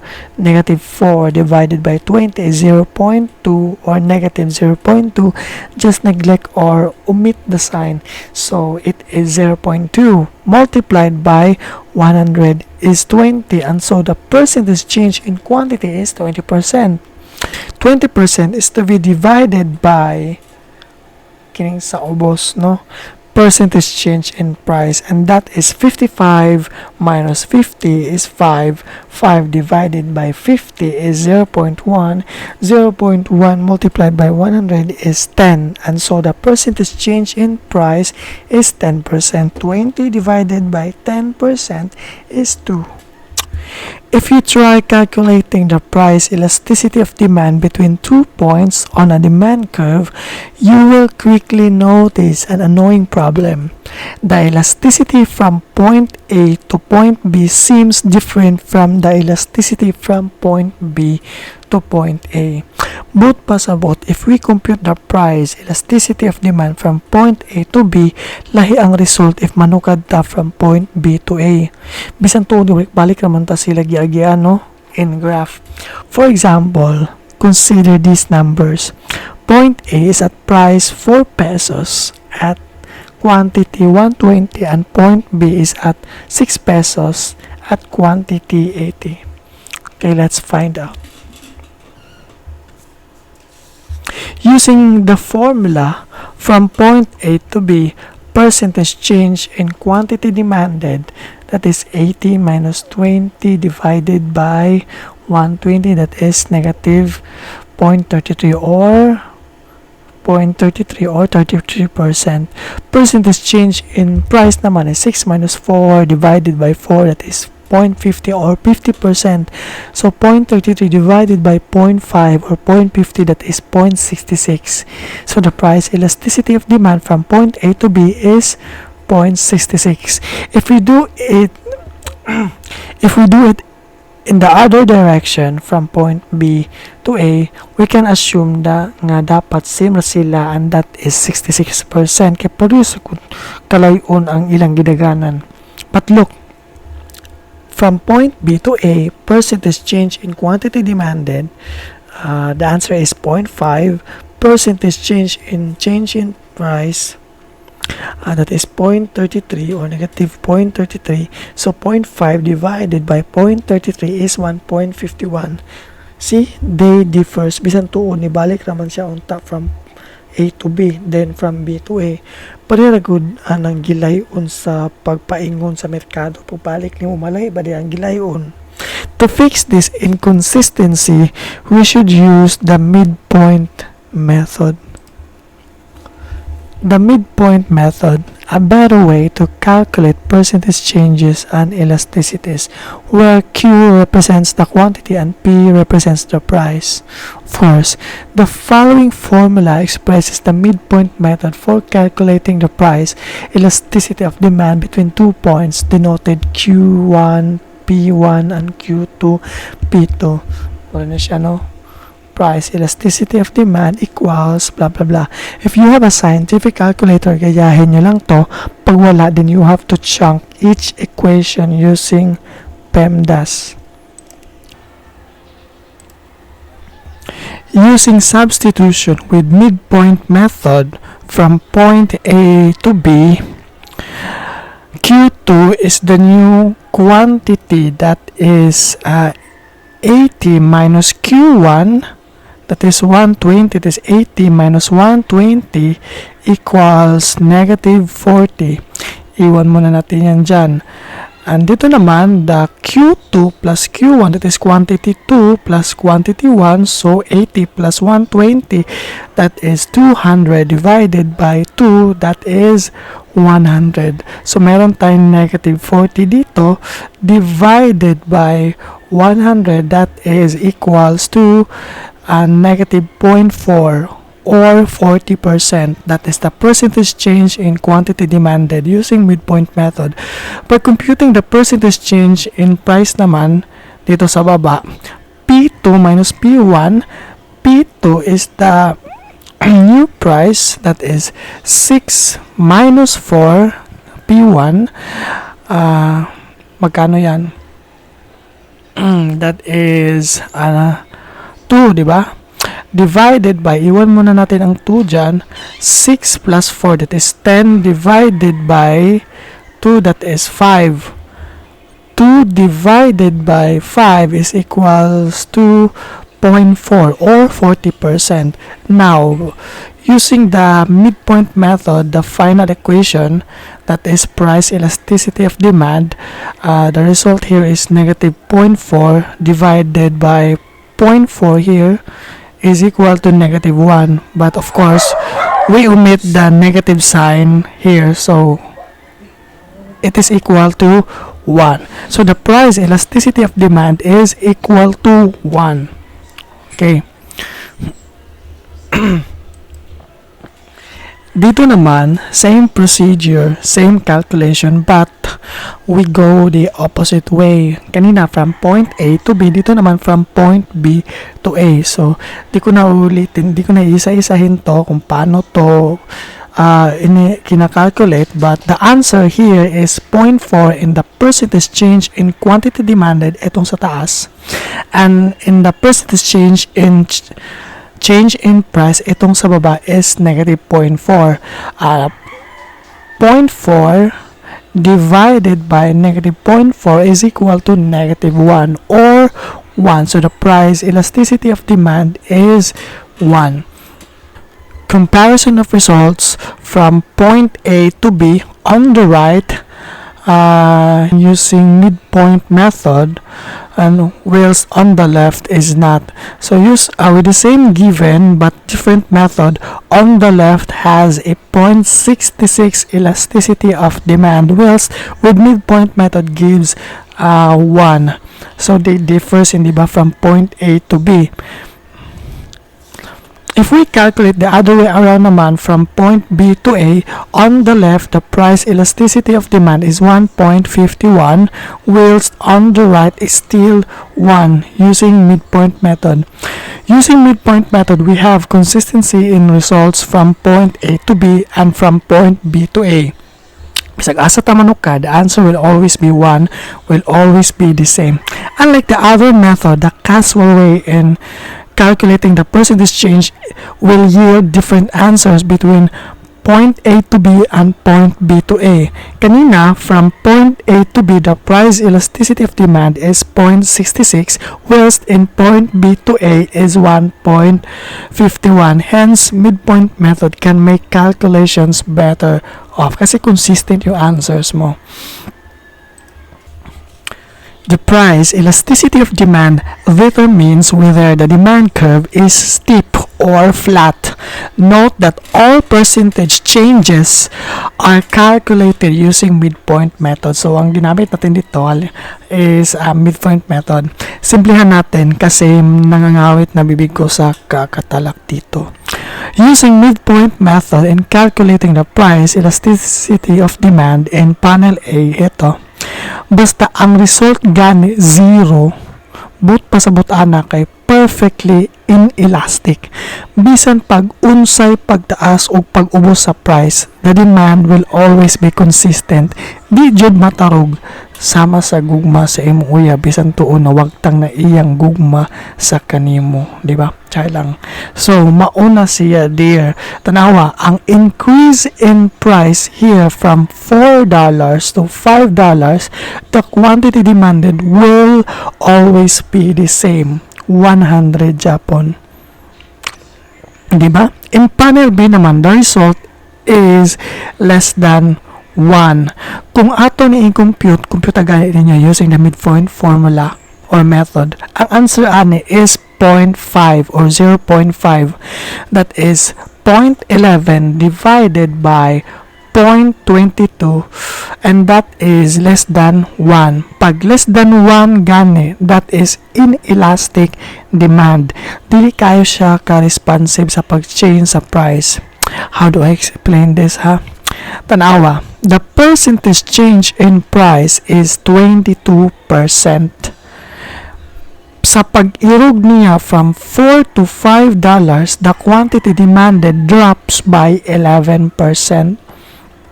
Mas ubos ang response sa quantity demanded kaysa sa price. Pareha sa imong uyab gud nga ikaw kada 22% nga gugma nga imong giyag-giyag sa iya ka, ang iyong ibalo sa imong 11% ra, and that means your relationship is inelastic. Joke lang. In this panel, baliktad, the price elasticity of demand is inelastic because it is less than 1. Answer na 0.5 ang answer na. Here naman, in panel C, using the midpoint method or formula, percentage change in quantity, that is 22%, or 0.22 divided by percentage change in price, that is again 22%, or 0.22. The result is 1. 0.22 divided by 0.22, 1. Pag 1 gani na siya, buot pasabot ana og pila katas-o ng gidagan sa pagbag-o sa price, mao pod ang response sa quantity demanded. Kung nag-increase ang price by 22%, mag-decrease pod ang quantity demanded by 22% ra pod. Nganong nag-decrease man ang quantity demanded, dili increase. Balik lang ta from the top. Law of demand na siya, di ba? So mauna basta equal ra siya, it will give you a result of an absolute 1. Pag 1, that is unit elastic. Pag 1 gali unit elastic. In panel D naman, percentage change in quantity demanded is up 0.67 or 67% divided by percentage change in price, that is 0.22. 0.67 divided by 0.22, that is 3.05, and that is greater than 1. Subot pasabot ana, kada change in price by 22%, ikatuloon niya ang change in quantity demanded lang. So any number above 1 is an elastic demand. Elastic basta mo gawas mula ba og 1 niya. Dari kay 3.05 man elasticity, pasabot almost times 3 or times 3 gyud kay 3.05 lapas gamay og 0.5. In panel E naman, where the demand curve is in perfect horizontal, buot pasabot ana, at price $4, the consumers will buy any quantity. Pag mo increase ang price above $4, diretso hagba ang quantity demanded to 0, walay mo palit. But if it drops below $4, the demand will be infinite to the point na kahit anong dami ng buyers can afford or can be afforded. See, konting galaw lang sa presyo, mabilis magbabago ang quantity demanded. It is either 0 or infinite. Pariha ragud sa sensitive ni mo uyab, pang mapikilang gani gamay naglapas ra kag 1 minute sa inyong tagpuan sa pagsabot ninyo, diretso hagba demand nimong sa imong beauty. Hence the price elasticity of demand is perfectly elastic, very sensitive to a slight change in price. Yan na.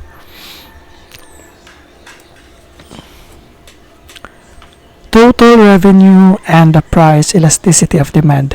Di na nato siya bago sa to ano. Diba, revenue gani mao ni imong halin human na halin imong gibaligya, and it is computed as price times quantity, diba? Og imong balot 30 ka buok og tag 15 ang isa, sao man na siya, price times quantity, 15 pesos times 30 equals 450 pesos. Diya imuhang total revenue, and the price elasticity of demand can have a great impact to the firm's total revenue. Pag nagbago ang price, pwedeng mas lumaki ang revenue ng firm, pwede ding makapababa ng revenue. It depends on the elasticity. Kaya pag-uusapan natin ngayon kung ano ba tong elasticity and its impact in the total revenue. Here, the price is $4 times 100, that is $400. The total revenue is $400. So nya na siya pag-compute, no? Price times quantity. Figure 3. The total revenue changes when price changes. Ito yung sinasabi ko. Paano magbabago ang total revenue sa bawat pagtaas o sa pagbaba ng presyo? In panel A, the demand curve is inelastic. An increase in price leads to a decrease in quantity demanded that is proportionately smaller. Buot pasabot, if the price elasticity of demand is inelastic, di ba pag inelastic gali siya gali below 1, pag mo increase ang price, gamay ra ang percentage change in demand compare sa percentage change in price. Mas dako ang change sa price, which leads to an increase in revenue also. Paano to nangyari? Look, from price $1, $1 to $3, the quantity demanded drops to 80. ni-drop siya 80 from 100. Ni-increase ang price to $3, mo siya diri, ni-decrease ang demand or quantity demanded to 80 because the price elasticity of demand is inelastic. Computer gani, di ba below 1 ang answer ana. The increase in price leads to an increase in total revenue. Before an increase, the total revenue is $100. Diba? Kay $1 times 100, so $100. When the prices rises to $3, pagsaka sa $3, the new or adjusted total revenue now becomes $240. Muna 3 times 80, that is $240. An increase in price will increase the revenue if the price elasticity of demand is inelastic. Pag inelastic lang siya, pag increase sa price tapos inelastic ang price elasticity of demand, muda ko ang revenue. Paano naman pag elastic siya? Of course, kabaliktaran ang resulta. Tingnan natin sa next slide. In panel B, di ba? The case of elastic demand, kanina inelastic yun, heto naman elastic siya. An increase in price will lead to a decrease in total revenue. This is a total opposite of an inelastic demand. Check this out, di ba? An increase in price from $4 to $5, 4 na imong 5, di ba? The quantity demanded drops to 20, 50 na imong 20. If we calculate the total revenue or the new total revenue, the result is $100. 5 times 20, that is $100. Compared kanina, that is 4 times 50, that is $200. Ni-decrease pag increase sa price, di ba? So, bumaba siya ng $100. Okay. Moving on to figure 4, elasticity of a linear demand curve. So, linear siya kay straight man siya ng taon. The slope of a linear demand curve is constant. Look, di ba tanawa? The prices are 0, 1, 2, 3, 4, 5, 6, 7. Whereas the quantity demanded is 0, 2, 4, 6, 8, 10, 12, 14. The change in price will have a constant change in quantity demanded. Diba? Constant ang change niya. Pag change niya 1 to 2, may mo siyang 2 to 4. 2 to 3, 4 to 6. So, dari plus 1, plus 1, plus 1, dari kay plus 2, plus 2, plus 2 sa constant. But its elasticity is not. Kahit daw constant siya, the elasticity differs. Kung napapansin nyo, the demand curve is not really curving, di ba? The demand schedule in the table was used to calculate mo na demand schedule, no? Adayo, quantity of price. The demand schedule in the table was used to calculate the price elasticity of demand by midpoint method. So, ang price elasticity of demand pag computan kini basta midpoint method ang gamit ani. At points with low price, may low price ani. Dari 0, 1, 2, 3, di ba? At ano siya, dollars, 1 to $3, low prices man siya. The demand curve is inelastic. Inelastic daw siya. There is a sugod sa 1, 2, 3. Inelastic siya. So, dara po, makita mo pa diri 0, 1, 2, 3. Kini siya nga points diri. The changes here is inelastic because it is smaller than 1. At points with a high price and low quantity shown in prices 5, 6, 7, dali nga part daw, paingon sa 5, 6, 7, is elastic. The demand curve is elastic. See, misa pag linear siya lang tawon o uniform iyahang changes, pag change siya 1 diri mo, change siya 2, muada po siya 1 diri, muada po siya 2, linear siya lang tawon, straight, but the elasticity is not consistent and it differs, depende, no? Kung i-calculate nyo yan, given these quantities and prices using midpoint method, the result would be this. So, lagi compute ninyo mo man yung result kung gamitin yung midpoint method. This elasticity column mo ni siya. Column tawag na basa ana gali column, basa ana gali horizontal, that is row, patindog column, row ng first row, second row, wrong na column na siya, first column, second column, ang row galian na siya higda. Okay, di ba? Try ganun nyo i-compute gali pa ma-perfect ninyo. For example, no, from price 3 to 4, so the P2 here is the 4, the P1 is the 3. So diri pod the Q2 is the 6 and the Q1 is the 8. Gamitin galing formula, di ba? Ang result ana parehas sa mga gawas diri ani nga column, the elasticity of demand. Di ba anything below 1 is inelastic. Mo na siya, inelastic siya. Pag equal 1 gali, equals to 1, unit elastic. Ay, unit elastic, kini di siya nga portion o kini dari siya from 3 to 4, unit elastic daw siya. And above 1, that is elastic, di ba? Kini elastic na siya tanan dari. Kita man dari, oh. Elastic from 5, 6, 7. We also have other demand elasticities at isa dito ay ang the income elasticity of demand. The income elasticity of demand measures how the quantity demanded changes as consumer income changes.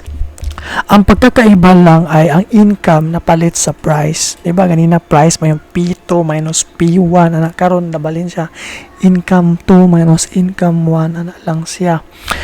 We measure here the responsiveness of quantity demanded sa bawat pagbabago ng income. Using the midpoint formula, palitan lang natin ang price kanina ng income. If you are asked to compute the income elasticity of demand, just look for the change in income and the change in quantity demanded. Ganun lang. The other one is the cross price elasticity of demand. The cross price elasticity of demand measures how the quantity demanded of one good responds to a change in the price of another good. As we discussed in Chapter 4, substitutes are goods that are typically used in place of one another, such as katuloging humay o mais, di ba? An increase in humay prices induces people to buy mais instead because the price of humay and the quantity of mais demanded move in the same direction. But pasabot pag mag-increase ang price sa humay, ang quantity demanded for mais musabay og increase. The cross price elasticity is positive. Conversely, complements, katong complementary goods, are goods that are typically used together, such as printers and bond paper. Diba? Pwede sa printers and ink. In this case, the cross price elasticity is negative, indicating that an increase in the price of printers reduces the quantity of demanded for bond paper to drop. Diba? Here, the formula of the cross price elasticity of demand is the percentage change in quantity demanded for good one. Like for example, the percentage change in quantity demanded of humay divided by percentage change in the price of mais. Ana siya. So, cross price.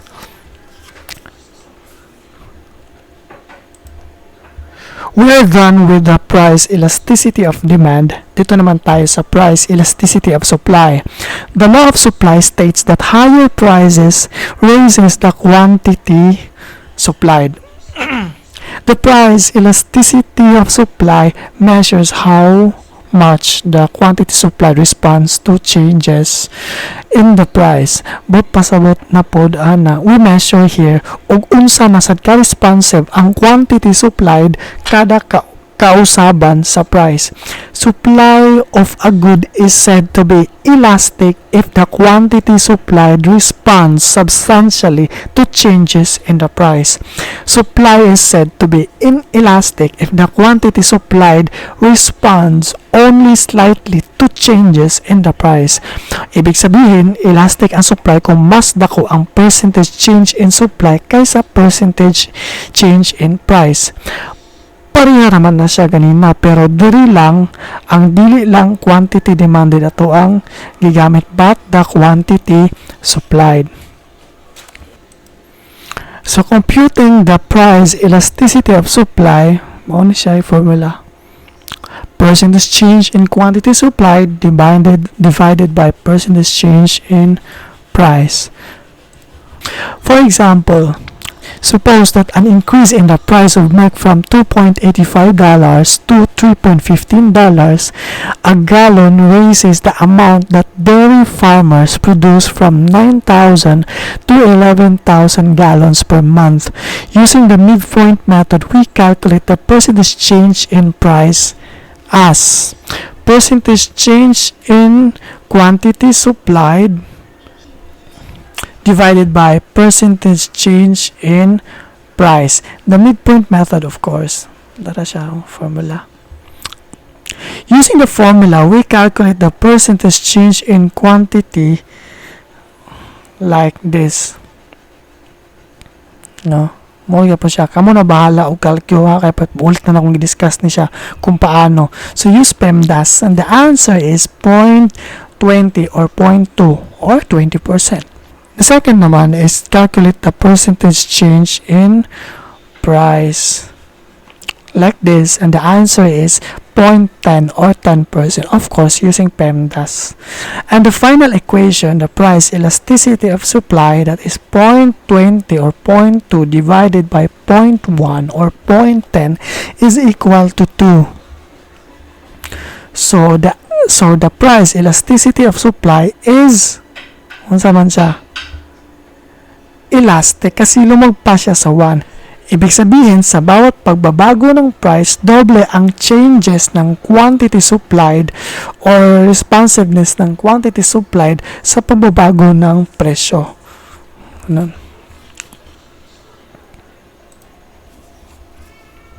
Panel A naman, perfectly inelastic supply. Any change in price, di nagbabago ang quantity supplied. An increase in price from $4 to $5 shown here, the quantity supplied remains 100. Kahit tataas pa yan ng tataas o bababa, 100 pa rin ngayon, bukas at sa makalawa. Panel B naman is inelastic supply where the elasticity is less than 1. Ulitin ko, pag less than 1, that is inelastic. Using the midpoint formula, the price elasticity of supply in panel B is 0.45, which is less than 1. Try calculate mga dear para ma-master niyo. So, buot pasabot ani, the increase in price from $4 to $5, the percentage change in price is 22%, whilst the percentage change in quantity supplied is 10%. Mas dako ang percentage change in price over quantity.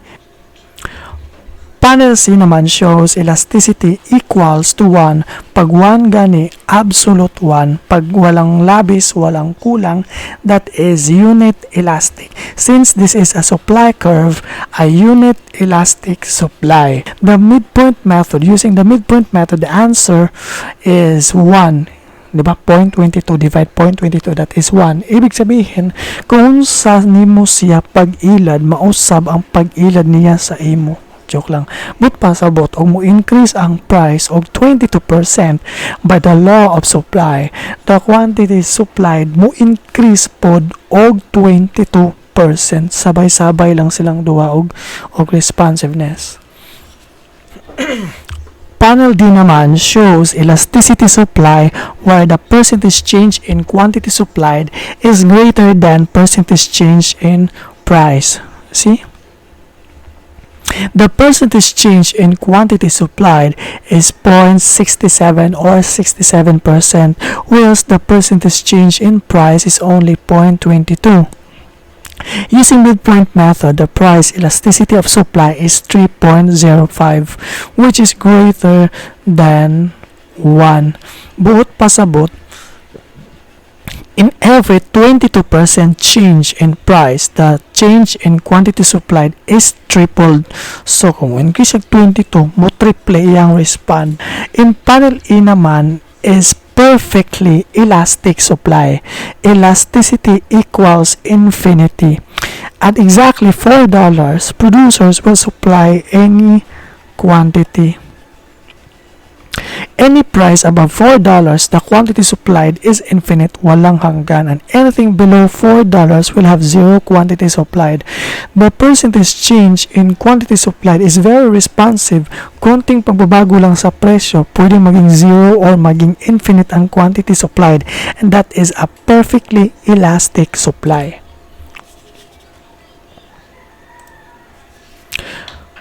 How the price elasticity of supply can vary because the firms often have a maximum capacity for production. The elasticity of supply may be very high at low levels of quantity supplied and very low at high levels of quantity supplied. Here, an increase in price from $3 to $4, diba? The quantity supplied from 100 to 200 because the 67% increase in quantity supplied, computa gani ninyo gali using midpoint method, is larger than the 29% increase in price. The supply curve is elastic in this range. Elastic siya kay because the elasticity, the price elasticity of supply is greater than 1. Answer ani gali, unsa answer gali ani? That is, mukabalo. Try gani using the midpoint method. The answer would be 2.31. If dili ka mag-round off, the answer will be 2.33. Either way, it is greater than 1 and hence elastic siya. By contrast, when the price rises from $12 to $15, the quantity supplied rises only from 500 to 525. 500 to 525 because the 5% increase in quantity supplied, 5% din increase ani, is smaller than the 22% increase in price. The supply curve is inelastic. Inelastic daw na siya. So, kung imong i-compute using the midpoint method, the answer would be 0.22 and that is less than 1. So, it is an inelastic supply. So, dili yun siya magpareha og elasticity within a curve. So, it varies. An increase in supply in the market for wheat. When an advance in farm technology increases, the supply of wheat from S1 to S2. So indicated here, S1 to S2. The supply curve shifts to the right. Diba na-discuss na ako siya? One of the variables that could shift the supply curve to the right is the technological advancement. Kay mas paspas na o mas efficient, mas mo increase imong quantity supplied at any given price, and that shifts the supply curve to the right, shown in this graph. Diba? The price of wheat falls from $3 to $2 driven by the law of supply and demand, diba? Mo-adjust siya to the new equilibrium where the quantity is at balance at price $2 with a equilibrium quantity of 110, diba? Because the demand for wheat is inelastic, bisan pagkomputo na ninyo using midpoint method from here to here, kana siya, the price elasticity of supply is around 0.24. The increase in the quantity sold from 100 to 110 is proportionately smaller. This is around 0.10 or 10%. Then the decrease in price from $3 to $2, that is around 0.4 or 40%. As a result, farmers' total revenue falls from $300 to $220. So $200 kay 3 times 100, that is $300. 2 times 110, that is $220. So there is a decrease in the farmer's total revenue upon the shift of the supply curve to the right. Problems and applications. Done. Kitom na jud ko answer this single-handedly ha kay og magsalig ra magkopya, sorry di mo pasar ani, and I can always find a way to measure your understanding. Please study in advance chapter 6 and 13. Skip chapter 7 to 12. Okay, good luck. and have a nice day.